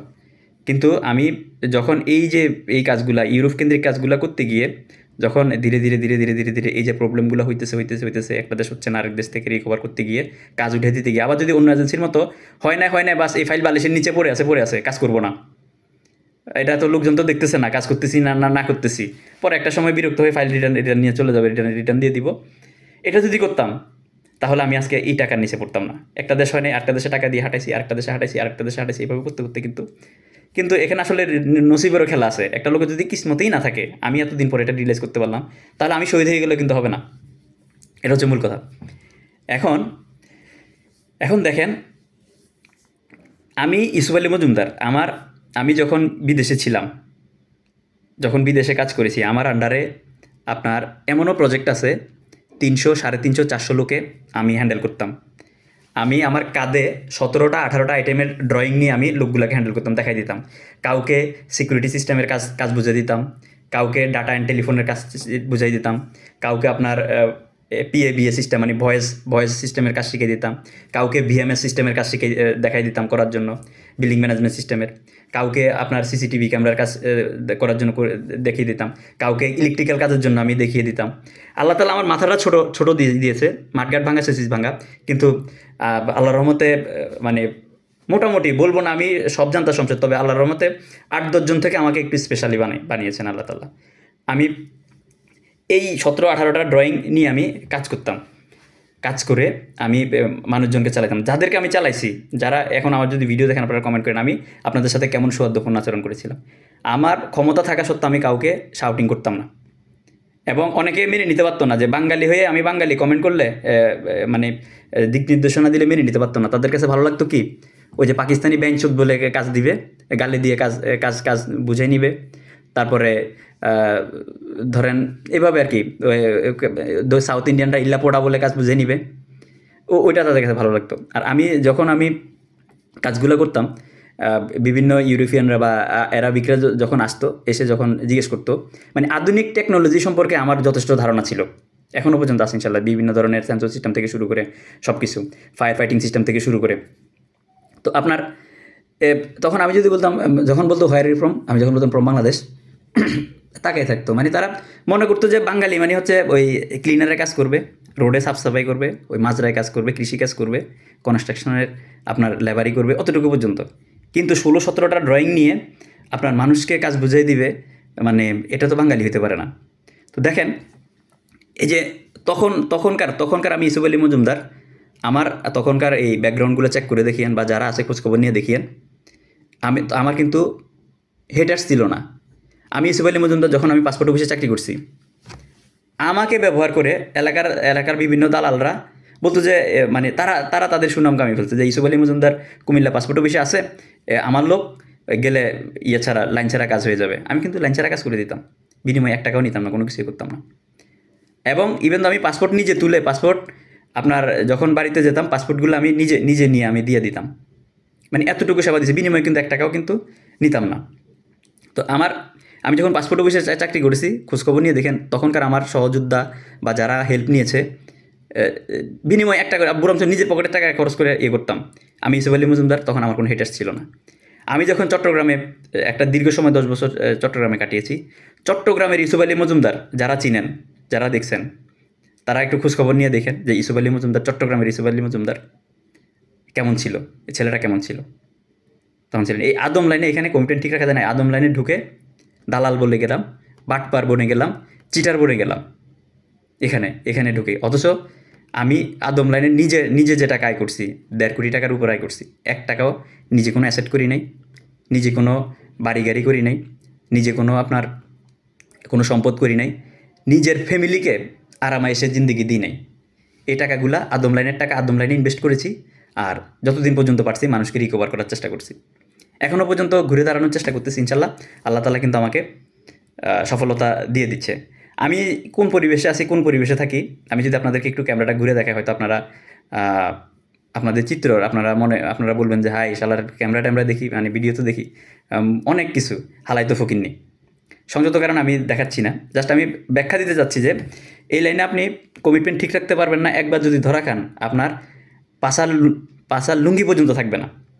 যারা এখন না বুঝে মার্কেটিং করতেছেন, যে 10টা-15টা দেশ নিয়ে কাজ করতেছেন, 6টা-7টা দেশ নিয়ে ফাইল নিচ্ছেন, নিজেও ডুববেন, ক্লায়েন্টগুলোকে ডুবাবেন, কোটি কোটি টাকা ধরা খেয়ে হয় স্টক করে মারা যাবেন, আর না হয় আত্মগোপনে চলে যাবেন, আর না হয় বিদেশে গিয়ে ফোন টোন বন্ধ করে দিবেন।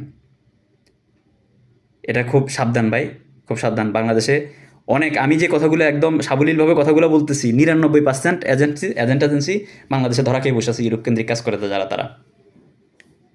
আমি যারা আমার ভিডিওটা দেখতেছেন, এজেন্ট এজেন্সি ভাই যারা ধরা খাইছেন, ওনারা কিন্তু মনে মনে বলতেছে ইউসুফ কিন্তু আমার ভিতরের কথাগুলোই বলতেছে, যে আমার কথাটাই তো, আমার গল্পটাই তো সে বলতেছে তার মুখ দিয়ে, যেটা আমি ক্লায়েন্টকে বলতে পারতেছি না সাহসে। সেই সাহসটা আমার নাই, সেই সৎ সাহসটা আমার নাই, ইউসুফের সে সৎ সাহসটা আছে। ভাই আমার জন্য মন থেকে দোয়া করবেন। আর যে সকল এজেন্ট এজেন্সি ভাই ধরা খেয়ে বসে আছেন, আপনারা অনুগ্রহ করে, যদি ফ্রেশ ফাইল থাকে, ফ্রেশ ফাইল, যে সকল ফাইল থেকে আপনি আগে টাকা নিয়েছেন, ওই ফাইলগুলো আমাকে দিয়েন না। পর্তুগালের জন্য যদি ক্লায়েন্টকে বুঝাইতে পারেন, বাজেট নিয়ে যদি সমস্যা না থাকে, পর্তুগালের জন্য আমাকে দিতে পারেন।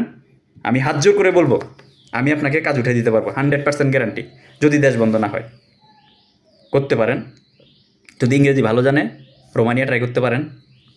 আর যারা পুরাতন ভাই ব্রাদাররা আছেন, আমাকে মানসিকভাবে টর্চার করেন না ভাই, কারণ আমি প্রতিনিয়ত আতঙ্কে আছি।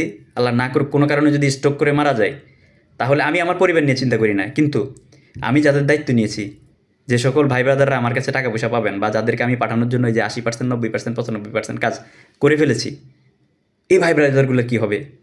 একটা লোকের হোঁচট খাওয়া মানে একটা পরিবার ধ্বংস হয়ে যাওয়া, একটা পরিবার ফেসে যাওয়া। অলরেডি যারা আমার সাথে যুক্ত হয়ে, যারা লেনদেন সংক্রান্ত ব্যাপারে ঝামেলায় পড়ে গেছেন, আপনারা, আমি জানি কিছু কিছু লোক, কিছু কিছু লোক, মানে সবাই না, কিছু কিছু লোক খুবই বেহাল পরিস্থিতিতে আছেন, কিন্তু আমি টাকা রেখে আমি দিচ্ছি না, বিষয়টা তা না। এবং ইনশাল্লাহ আমার যে কাজগুলো হচ্ছে, হিউজ পরিমাণ কাজ হচ্ছে, এবং কয়েক ডজন লোক একসাথে আমার যাবে, এই কয়েকটা দেশ মিলে, 3-4টা দেশ মিলে। তো ইনশাল্লাহ আপনাদের আর অপেক্ষার পালা শেষ হয়ে যাচ্ছে, হতে চলছে। আমিও বদনামির তকমা থেকে মুক্তি পেতে চাই, কারণ যদি মারা যায়, আল্লাহ সব কিছু মাপ দিবে, কিন্তু বান্দার হক মাপ দিবে না। বান্দার হক উনি মাপ দিবে না, বলবে যে বান্দা থেকে মাপ নাও। আর আমি যাদের কাছে টাকা দিয়েছি, টাকা দিয়ে ধরা খাইছি, আপনার সার্বিয়াতে একজনে 65 লাখ, ক্রোয়েশিয়াতে এক জায়গায় 50 লাখ প্লাস, আপনার এগুলা মনে হইলে মানে নিজের ভিতরে, কলিজের ভিতরে মারে, মানে একটা মানে উমা ঢুকে যায় আর কি ভিতরে। হাই হাই, কী টাকা, এতগুলা টাকা! তুরস্ক, সাইপ্রাস, জার্মানি, ইতালি, আলবেনিয়া, এই দেশগুলোতে কী পরিমাণ টাকা ভাই! আমার নিজের টাকা, মানুষের টাকা। কান্না করতে পারি না, কারণ কান্না করলে মানুষ সিম্পেথি, মানে তিরস্কার করবে, মজা নিবে, সেজন্য আবেগ দেখাই না। যে মাকে গালি দেয়, বাবাকে গালি দেয়, নিজেকে গালি দেয়, তো এগুলা সয়ে যাচ্ছি। কারণ ফাইল জমা দেওয়ার আগে মায়ের পেটের আপন ভাই পারে না আব্বা ডাকতে। সরি ভাই, প্লিজ এই কথাটা মাইন্ড করেন না। কিন্তু যদি কাজ না হয়, শালার ভাই, চুদির ভাই, আরও কত কিছু আছে। আমার মা হচ্ছে পৃথিবীর শ্রেষ্ঠ মা। কারণ আমি ইউসুফ আলী মজুমদার যে আজকে যে ঠান্ডা মাথায় শান্ত শিষ্টতে কথা বলি, আমাকে গালি দিলে, আমার বাবাকে গালি দিলে, আমার মাকে গালি দিলে, আমি প্রতি উত্তরে গালি দিই না। আমি ভাই ঠান্ডা মাথায় আমি রিকভার করি যে ভাই আপনি রাইট আছেন আপনার জায়গায়, প্রতি উত্তর করি না, মানে আপনার রিয়াকশান করি না। এটার কারণ একমাত্র আমার মা, আমার মায়ের কারণে। আমার মা হচ্ছে পৃথিবীর শ্রেষ্ঠ মা, শান্ত শিষ্ট। গাছ যেমন, ফলও তেমন হয়। আমি ইউসুফ আলী মজুমদার, আমার আম্মা কোনো উচ্চশিক্ষিত না। আমার আম্মা শুধুমাত্র কোরআন শরীফ পড়তে পারে এবং প্রতিনিয়ত কোরআন পড়ে, 5 ওয়াক্ত নামাজ পড়ে। কিন্তু যারা আমার আম্মাকে গালাগালি করেন, আমার বাবাকে গালাগালি করেন, আপনাদের কাজটা কিন্তু আমি নিয়েছি। আমার আম্মা নেয় নাই, আমার আব্বা নেয় নাই। আমি আপনাদের কথাগুলো রেকর্ড করে রাখতেছি, স্ক্রিনশটগুলো আমি রাখতেছি। টাকা ফেরত দিব আর স্ক্রিনশটগুলো আপনাদেরকে দেখাবো, আমি মুখ দিয়ে গালি দিব না। কারণ আপনাদের কাজ করতে গিয়ে আমি ক্ষতিগ্রস্ত হয়েছি, কিন্তু আপনাদের ক্ষতিগ্রস্ত করব না আমি আমার নিঃশ্বাস যদি থাকে, আমি যদি বেঁচে থাকি, আমি হিসেবে আপনাদেরকে টাকা রিটার্ন দিব এবং দিতে পারবো ইনশাল্লাহ। কারণ আমার যে কাজগুলো হচ্ছে, যে প্রজেক্টগুলো আছে, হয়তো সময় লাগতেছে, কিন্তু আপনারা একজনে পাই করে আপনারা টাকা পাবেন। আমার নাটোরের 4 জন লোক আছে, মন্টিনিগ্রোর জন্য ওনাদের 1 মাসের মধ্যে ওনাদের কাজ হয়ে গেছে। এম্বাসিতে ফাইল ঢুকেছি, কিন্তু ভিসা দেয় নাই। পরবর্তীতে পাসপোর্ট ফেরত আনছি। আপনার 6 মাস সময় নিয়েছি, 6 মাসের মধ্যে ওনারা আর অন্য দেশে ট্রাই করতে দেয় নাই, সুযোগ দেয় নাই। এখনও পর্যন্ত টাকা দিতে পারি নাই, কিন্তু ওনাদের টাকাগুলো আটকা পড়ে গেছে। এমন মন্টিনিগ্রো আমি ক্রোয়েশিয়ার সাপোর্ট পেয়েছি, রোমানিয়া সাপোর্ট পেয়েছি ওই মাধ্যম থেকে। তো ওই মাধ্যমে ভুল লোকের সাথে ভুল মাধ্যমে কাজ করি নাই, কিন্তু দেশে ভিসা দেয় নাই, তো এটা কিছু করার নাই, ওই টাকা আটকা পড়ে গেছে। ওই লোকগুলো এখনও পর্যন্ত ধৈর্য ধরে পড়ে আছে, আমি কিন্তু রিকভার করতে পারি নাই। ওই লোকগুলোকে আমার রিকভার করতে হবে সবার আগে। আর সবার আগে আরেকজন লোক মারা গিয়েছেন, ওনার ভাগিনাকে আমি ক্রোয়েশিয়া পাঠিয়েছি, ওনারটা হয় নাই একসাথে জমা দেওয়া। পরবর্তীতে উনি সিঙ্গাপুর গিয়ে ওখানে মারা গিয়েছেন, আল্লাহ ওনাকে জান্নাত নসিব করুক। ওনার পেমেন্টটা আমি সবার আগে দেওয়ার চেষ্টা করব। কিছু কিছু ভাই ব্রাদার আছে যারা আমি 2000 টাকা দিলে 2000 টাকা নিয়েছে, 500 টাকা দিলে 500 টাকা নিয়েছে, আমার কাছে টাকা নাই, তবুও যখন যেটা চাইছে এই ভাই ব্রাদারগুলোকে আমি পেমেন্ট ক্লিয়ার করব সবার আগে। কিন্তু যারা ঝামেলা করতেছেন ভাই, আপনাদেরকেও টাকা দিব। কিন্তু আমার কাছে খুব দুঃখ লাগে এটা, যে একজন লোক 15 লাখ, 20 লাখ, 25 লাখ টাকা দিয়ে ইউরোপের মাটিতে যাওয়ার সক্ষমতা আছে, 50,000, 1 লক্ষ টাকা ধরা খাইলে ওই লোকের মানে চিকিৎসা করাইতে পারে না, বা ওই লোকের ব্যবসা বাণিজ্য শেষ হয়ে গেছে, থমকে গেছে, ওই লোকের লাইফ বরবাদ হয়ে গিয়েছে। এই মানসিক টর্চারগুলো যখন করেন না ভাই, তখন খুব খারাপ লাগে। মুখের উপরে বলতে পারি না আসলে সত্য কথাটা, যে আপনি তাহলে, যে আপনি 50,000 টাকা দিয়ে আপনার সব শেষ হয়ে গেছে, বা 1 লক্ষ টাকা, 1.5 লক্ষ, 2 লক্ষ টাকা দিয়ে আপনার সব শেষ হয়ে গেছে, তাহলে আপনি 15 লাখ, 20 লাখ টাকা ঝুঁকি কেন নিতে আসলেন? কেন নিতে আসলেন ভাই? তো যাক, আপনাদের তারপরেও যেহেতু আপনারা টাকা দিয়েছেন, আপনাদের টাকা আপনারা পাবেন, আপনাদের টাকা মাইনে। আমরা আসলে ওইভাবে হতে পারি না, গরম হইতে পারি না। আমার সাইপ্রাসের একটা ভিসা মেরে ফেলছে একজনে। ভিসা করছি, ফ্লাইট জানে 7 লাখ টাকা পাবো, কিন্তু সে আমাকে 50,000 টাকা দিয়েছে, এটার জন্য আমাকে গালাগালি করে। কিন্তু সেই যে আমার যে 7 লাখ টাকা কাটছে এজেন্সি, এটার কোনো মা বাপ নাই। আসলে আমরা যেখানে প্রতারিত হই, আমরা যেখানে ধরা খাই, বা আমাদেরকে যারা ক্রিটিসিজম করে, আমরা বলতে পারি না। কিন্তু আমাদেরকে অনেকেই অনেক কিছু বলে, আবার দূর থেকে অনেকে মানে বলে যে হ্যাঁ নিশ্চয়ই যাহা রটে তাহা কিছু না কিছু বটে, যে বিভিন্ন গ্রুপে ব্যক্তিগতভাবে না চিনে বিভিন্ন ধরনের কমেন্ট করে, বিভিন্ন ধরনের আপনার করে বাজে মন্তব্য করে। খুব খারাপ লাগে ভাই, খুব খারাপ লাগে, কিন্তু কিছু বলি না। তো বাংলাদেশে অনেক বড় বড় এজেন্সি আছে, সবাই দুষ্ট লোক, সবাই ধরা খেয়ে বসে আছে। দেখবেন অনেকের নাম সুনাম, ফেসবুকে ঢুকলেই অমুক ভাই তমুক ভাই। আরে ভাই, আপনি কি খবর নিয়েছেন? ওই তমুক ভাই যে ভাই জয় জায়গার করেন, সেই ভাইয়ে অমুক এজেন্সির থেকে 1 কোটি টাকা, তমুক এজেন্সি থেকে 1.5 কোটি টাকা, তমুক এজেন্সি থেকে 2 কোটি টাকা নিয়ে ভিসা 5টা ভিসা করেও দেয় না, একটা ভিসাও দেয় নাই। কিন্তু আপনারা তো সে সকল ভাইয়ের জয় জয়কার করতেছেন, আবার আপনারা 1 to 1 সে সকল ভাইদেরকে ভিসা পাসপোর্ট দিচ্ছেন। মজাটা বুঝবেন, ঠেলাটা বুঝবেন পরে, যখন ধরাটা খাবেন তখন। ম্যান পাওয়ার সেক্টর কঠিন একটা সেক্টর, এখানে কমিটমেন্ট ঠিক রাখা যাবে না। আর এখানে 99.9% আউটবাটপার, সেটা কারণে হোক, অকারণে হোক, আর পরিস্থিতির কারণে হোক। আমি মোহাম্মদ ইউসুফ আলী মজুমদার, আমার ম্যান পাওয়ারে ঢুকার আগে আমার লাইফে, আমার স্টুডেন্ট লাইফ বলেন, আমার কর্মজীবন বলেন, আমি টেলিকম লাইফে জব করেছি, আমি পাসপোর্ট অফিসে জব করেছি, আমি প্রবাসের মাটিতে জব করেছি, আমি চট্টগ্রামে আমি 10 বছর কাটাইছি। আমার এই লাইফগুলোতে আপনার খোঁজখবর নিয়ে দেখেন, মোহাম্মদ ইউসুফ আলী মজুমদার আমার একজন হেটার ছিল না, এবং আমার সম্পর্কে কেউ একটা কথা বলতে পারতো না। কারণ ইউসুফ আলী মজুমদারকে কেউ 1 কাপ চায়ের অফার করলে, সেই 1 কাপ চা তো খাইতো না, বরং নিজের পকেটের টাকা দিয়ে সে খাওয়াই দিত। আমি ইউসুফ আলী মজুমদার, এমন ইউসুফ আলী মজুমদার আজকে ম্যান পাওয়ার সেক্টরে ঢুকে আমার হেটার্সের অভাব নেই, বদনামির অভাব নেই, বদনামি। কারণ এখানে আপনি যার ফাইল নিয়েছেন তার কাজ করে দিতে পারলেও আপনি তার বদনামির তকমা পাবেন, আর যার কাজ করে দিতে পারবেন না, ফাইল নিয়ে সঠিকভাবে চেষ্টা করছেন, ধরা গেছেন, টাকায় পয়সা রিটার্ন দিয়ে দিয়েছেন বা দিতে পারেন নাই, সেও আপনাকে বদনামির তকমা দিবে। আমি তো এমনও দেখি, মধ্যপ্রাচ্যের লোক পাঠানোর পরে 2 লাখ টাকা জরিমানা দিয়েছি, কিন্তু সব কিছু পাইছে, শুধুমাত্র এক কাজের কথা আরেক কাজ হয়ে গেছে সেজন্য। আপনার মধ্যপ্রাচ্যে পাঠাইছি, আপনার প্রথম বছর আকামা পাইছে, পরের বছর মালিকের সাথে ঝগড়া হয়েছে, মালিকের দেশে পাঠিয়ে দিবে, এটার জন্য আমার জরিমানা দেওয়া লাগছে। ভাই, মানুষের তো অনেক সময় লোক পাঠানোর পরে এয়ারপোর্ট থেকে চলে যাওয়ার পরে খোঁজখবর নেয় না। আমি কাতারে অনেকগুলো লোক পাঠাইছি, আগে কোম্পানিতে পাঠাইছি, পরবর্তীতে আপনার ওই যে ইয়াতে পাঠাইছি, পুশিংয়ে পাঠাইছি বিনা ইন্টারভিউতে। কিছু লোক গিয়ে আমাকে এত হ্যাস্ত করছে, পরবর্তীতে আমি কাতার প্রজেক্টই বন্ধ করে দিয়েছি।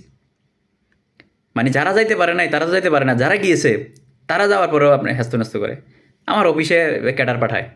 আমি ইউসুফ আলী মজুমদার, আমি তো নমনীয় লোক, আমার জায়গায় অন্য কেউ হলে অফিসে ক্যাডার আসছে যে আগে বানতো, বাইন্দা থানায় দিত, যে আইন সিদ্ধ আইনে কি আছে, তুমি এখানে এসে আরেকজনের অফিসে ক্যাডারগিরি করবা। আমি সেটা করি নাই, কারণ আমাকে যে কূপ দিতে আসছে, আমি কূপ খেয়ে বলছি ভাই আল্লাহ আপনার বিচার করবে, বা আপনাকে দোয়া করে দিলাম, ঠিক আছে আপনি আমাকে আজকে একটা কূপ দিয়েছেন, আগামী 10 দিন পরে আবার আমার ঘাওটা শুকিয়ে যাওয়ার পর আল্লাহ আপনাকে আবার তৌফিক দেখে আমাকে আরেকটা কূপ দেওয়ার জন্য, আমি এটাই ফেললো। তো আদম সেক্টরে ঢোকার পরে মানিজ্য তো গেল, বদনামির তকমাও পাইলাম। অথচ আমি ইউসুফ আলী মজুমদার, আমার আগের লাইফগুলো, আদম সেক্টরের আগের লাইফগুলো, বিদেশের লাইফ, দেশের লাইফ, আপনারা ভালোভাবে তদন্ত করে দেখেন, খোঁজখবর নিয়ে দেখেন, আমার একজন হেটার্স পাবেন না। তো এই লাইনে যারা আসতে চাচ্ছেন, এখানে কমিটমেন্ট ঠিক রাখতে পারবেন না, মান সম্মান থাকবে না, বদনামির তকমা, আপনি চিটার বাটপার দালাল। আসলে এখন এই আধুনিক জমানে সবাই দালাল। তো দালাল ভাষাটা এটা গালি না, এটা একসময় গালি ছিল, এখন কিন্তু দালাল ভাষাটা গালি না। কেউ সাংবাদিকতা করে সেই দালাল, কেউ কোর্টে ওকালতি করে সেও দালাল, কেউ জমি কেনা বেচা করে সেও দালাল, আমরা যারা ভিসা সংক্রান্ত কাজ করি আমরাও দালাল। তো এটা দালালটা এখন এটাকে মানে ওই যে একটু যদি স্মার্টলি বলা যায় এজেন্ট, অথবা মানে এক একটা ইংলিশে বললে সেটা সুন্দর দেখায় আর কি, সেটা সেটা সম্মানার্থক হয়, সম্মানসূচক হয়, কিন্তু দিন শেষে আসলে সবাই দালাল। তো দালালটাকে মানে এটা গালি গালি না, তবুও আপনি দালাল বনে যাবেন, কারণ কিছু কিছু অর্থে দালালটা গালি হিসেবে উপস্থাপিত হয়। তো যারা নতুন করে আসতে চাইবেন ভাই এই লাইনে ঢুকেন না, এই লাইনে আসার দরকার নাই। প্রয়োজনে ভিক্ষা করে খাবেন, প্রয়োজনে দিনমজুরি করে খান। যদি চিটারি বাটপারি করার চিন্তা ভাবনা থাকে তাইলে আসেন। আর যদি সৎভাবে কিছু করতে চান, আপনি সৎভাবে থাকতে পারবেন না, আপনি সৎভাবে এখানে কমিটমেন্ট ঠিক রাখতে পারবেন না। যতই সৎ থাকেন না কেন, আপনি এখানে পরিস্থিতি আপনাকে বাধ্য করবে, মাইনকে চিপে ফাঁসাই দিবে। আপনি পরিস্থিতির কারণে আপনি সৎ থাকতে পারবেন না, বদমানির তকমায় পড়বেন। অনেক কথা বলে ফেললাম। শুধুমাত্র আমি কিছু ভাই ব্রাদার আসলে ওনাদেরকে আমি ডিরেক্টলি বলতে পারতেছি না বিদায় কথাগুলা, আমার ইনফরমেশনগুলো শেয়ার করব, কারণ নতুন নতুন অনেকেই নামতেছে, অনেকেই কোটি কোটি টাকা আয় করছে মধ্যপ্রাচ্যের কাজ করে, কিন্তু ইউরোপের বাজারে ঢুকতেছে, ওই টাকাও যাবে, ঝামেলায় পড়ে যাবে। সেজন্য ধন্যবাদ, অনেকগুলো কথা বললাম। আমি আমার এই কথাগুলো আসলে অনেকেই বলে না, অনেকে বলবে না, অনেক এজেন্সি বলবে না। আমার এই কথাগুলো শুনে যদি কোনো ভাই ব্রাদার এজেন্ট বলেন, এজেন্সি বলেন, যদি আমলে নিয়ে যদি উপকৃত হয়, এখানে আমার সফলতা, এটাই আমার সার্থকতা। কারণ আমি আমার কথাগুলো বলছি শুধুমাত্র নিজেকে হিডেন করলে এটা এটা ঠিক না। নীতিনৈতিকতার জায়গা থেকে কথাগুলো বলতে বাধ্য হলাম, কারণ আমার ফাঁসি হোক, জেল হোক, আমি এটা নিয়ে পরোয়া করি না। কারণ আমার এখন একটাই টার্গেট, একটাই উদ্দেশ্য, যে সকল ভাই ব্রাদাররা আমার পিছনে লেগে আছেন ওনাদেরকে যেন সঠিকভাবে পাঠিয়ে দিতে পারি বিগত দিনের মতোই। যেমন এক দেশ না হলে আরেক দেশ, আরেক দেশ না হলে আরেক দেশ, এভাবেই কিন্তু আমি করে দিয়েছি, যেন করে দিতে পারি। আর যে সকল ভাই ব্রাদারদের সাথে আমার লেনদেন সংক্রান্ত ঝামেলাগুলো আছে, লেনদেন সংক্রান্ত ঝামেলাগুলো যেন আমি ক্লিয়ার করে দিতে পারি। আমি ইউসুফ আলী মজুমদার চাইলে বিদেশের মাটিতে গিয়ে 2-2.5 লাখ 3 লাখ টাকা মাসে আয় করা কোনো ব্যাপার না, কোনো ব্যাপার না। কারণ আমি ইউসুফ 16-17টা 18টা ড্রয়িং নিয়ে যে ইউসুফ কাজ করছি, সেই ইউসুফের জন্য কোনো বিষয় না। কিন্তু ভাই 2 লাখ টাকা করে আয় করলো, কয় যোগে আমি এই টাকা ম্যানেজ করবো, মানুষের টাকা রিটার্ন দিব? সেই জন্য আমার আদম লাইনে টাকা গেছে, আদম লাইন থেকে টাকা আয় করে আমার মানুষকে দিতে হবে। আর আপনারা যারা আমাকে বিভিন্ন ধরনের প্যারেশানি হ্যারাসমেন্ট করতে চাচ্ছেন, ভাই এটা করেন না। কারণ আপনি একজন বা 2জন বা 5জন 10জন লোক রাগের বশত, ক্ষোভের বশত হয়ে আপনি হ্যারাসমেন্ট করবেন, মাঝখানে ভাই আরও 90জন 100জন লোক ক্ষতিগ্রস্ত হয়ে যাবে। 90জন 100জন লোক ক্ষতিগ্রস্ত হওয়া মানে 90-100টা পরিবার ধ্বংস হয়ে যাওয়া।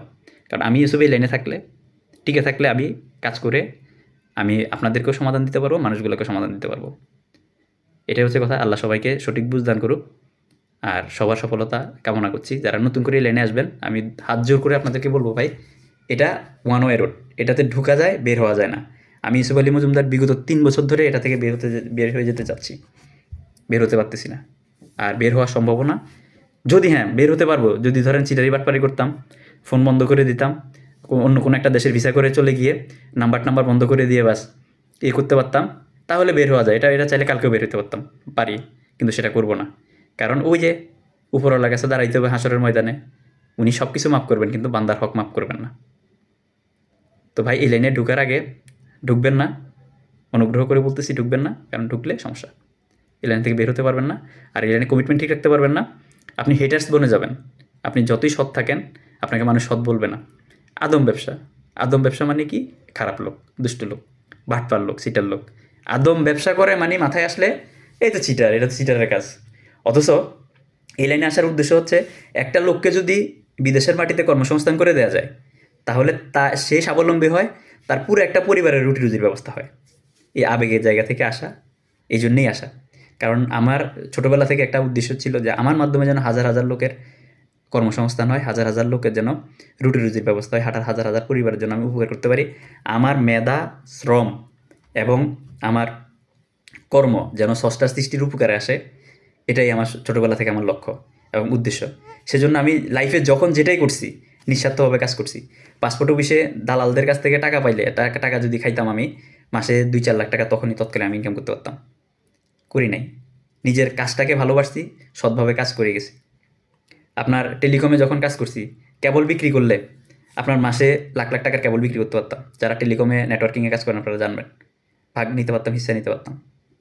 করি নাই। সৎভাবে নিজের কর্মটাকে ভালোবাসছি, সৎভাবে কাজ করছি। আপনার বিদেশের মাটিতে 250, 300, 350, 400 লোক চালাইতাম এক একটা সাইডে। আপনার প্রতিটা লোককে কাজ দেওয়ার জন্য যদি বাংলাদেশি টাকায় 15,000 20,000 টাকা করে খাইতাম এবং প্রতি মাসে যদি 15-20,000 টাকা করে কমিশন খাইতাম বেতন থেকে, কোটি কোটি টাকা আয় করতে পারতাম। একটা লোকের উপকার করছি, একটা কাজ দিয়েছি, আপনার একটা কর্মে ঢুকিয়ে দিয়েছি, উপকার করছি। যেটা করে না বিদেশের মাটিতে, কাজ দিবে বললেও 10-15,000 টাকা নেয় বাঙালি, সেটা করি নাই। যারা আমার মাধ্যমে উপকৃত হয়েছেন, জানি কেউ এসে কমেন্ট করবেন না, হয় 2-1 জন এসে কমেন্ট করে যারা টাকা পয়সা পাইছে, ফেরত পাইছে, বা যারা যাদেরকে উপকার করছি, কিন্তু কমেন্ট করে না। মানে আমরা অকৃতজ্ঞ জাতি। যাক, আমি তো আর মানুষের ভাবা পাওয়ার জন্য করি নাই এগুলা। আপনার অনেক ভালো ভালো কাজ করছি, অনেক ভালো ভালো কাজ করি, যেটা উপরওয়ালাকে সন্তুষ্টি করার জন্য করেছি, সেজন্য বলি না, বলতেছি না। এমনও লোক আছে আমার কাছে, তৎকালীন আমার কাছে কোনো কিছুর জন্য যদি আসতো, আমি কিন্তু কাউকে খালি হাতে ফিরে দিতাম না। যথেষ্ট নিজের সাধ্যমতো চেষ্টা করছি। নিজে অভুক্ত থেকেছি, এমনও সময় গিয়েছে কিন্তু অন্যকে খাবার খাওয়াইছি। নিজের ফ্যামিলিকে অভুক্ত রেখেছি, কিন্তু অন্যকে চিকিৎসার ব্যয় বহন করেছি। নিজে ঈদের বাজার করি নাই, কিন্তু অন্যের মেয়েকে বিয়ে দেওয়ার জন্য টাকা দিয়েছি। তো নিজের ঘরে টিনের চালে টিন নেই, কিন্তু অন্যের ঘর মেরামত করার জন্য বানের টিন কিনে দিয়েছি। এই কাজগুলা, নিজের শরীর অসুস্থ, আরেকজনে চলতে পারে না, হেল্প করেছি। এবার মানে যখন যাকে যেখানে যেভাবে হেল্প করার দরকার করে আসছি এবং করতেছি, নিঃস্বার্থভাবে, শুধু স্রষ্টার সন্তুষ্টির জন্য। তবুও এই লাইনে আপনি যতই ভালো কাজ করেন না কেন, আপনি যতই ভালো মানুষ হন না কেন, আপনার বদনামই থাকবে, কারণ আপনি আদম ব্যবসা করেন। আদম ব্যবসায়ী মানে চিটার বাটপার। ধন্যবাদ। শুধুমাত্র যারা নতুন করে ফাইল নিচ্ছেন বা নতুন করে এই লাইনে আসতে চাচ্ছেন, আপনাদের জন্য এই ভিডিওটি করা। বিশেষ করে আমি তো সরাসরি আপনাদেরকে বলতে পারতেছি না, ভিডিওর মাধ্যমে বলে দিলাম। যারা এজেন্সি, যারা ক্লায়েন্ট আছেন, আপনারাও এই কথাগুলো শুনে যেন আপনারা এজেন্সি নির্বাচনের ক্ষেত্রে যেন আপনাদের সহায়ক ভূমিকা পালন করে। আর আপনারা যারা এজেন্সি আছেন, যারা কাজ করে ইউরোপের মাটিতে বসে, তাদেরকে ফাইল দিলে একটু ক্যালকুলেশন করে দিবেন, কারণ তারা চায় যে সবার আগে নিজের ক্লায়েন্টের কাজ করার জন্য। আপনার থেকে ফাইল নিবে 10টা, আপনার কাজ করবে 1টা বা 2টা। এই জিনিসগুলো আমলে নিয়ে, আবার যারা ইউরোপের মাটিতে বসে ফাইল নেয়, তারাও অনেক সময় দুষ্টামি করে, ফাইল কাজ করতে পারবে 10টা, কিন্তু ফাইল 200 ফাইল নিয়ে বসে থাকে বা 500 ফাইল নিয়ে বসে থাকে। কথাগুলো এগুলো আসলে দীর্ঘদিন ধরে বলবো ভাবছি, কিন্তু এখন দেখতেছি যে আরও পরে বলবো ভাবছিলাম, কিন্তু এখন দেখতেছি যে মানুষ যে হিসেবে ফাইল নিচ্ছে উল্টাপাল্টা ভ্যাকেন্সির কথা বলে, বা কিছু ভাই ব্রাদার খুব ভালো কাজ করতেছে, খুব ভালো মানুষ, ওনারা ইউরোপের বাজারে ঢুকতেছে, কথাগুলো না বললে নয়। সেজন্য কথাগুলো বলা।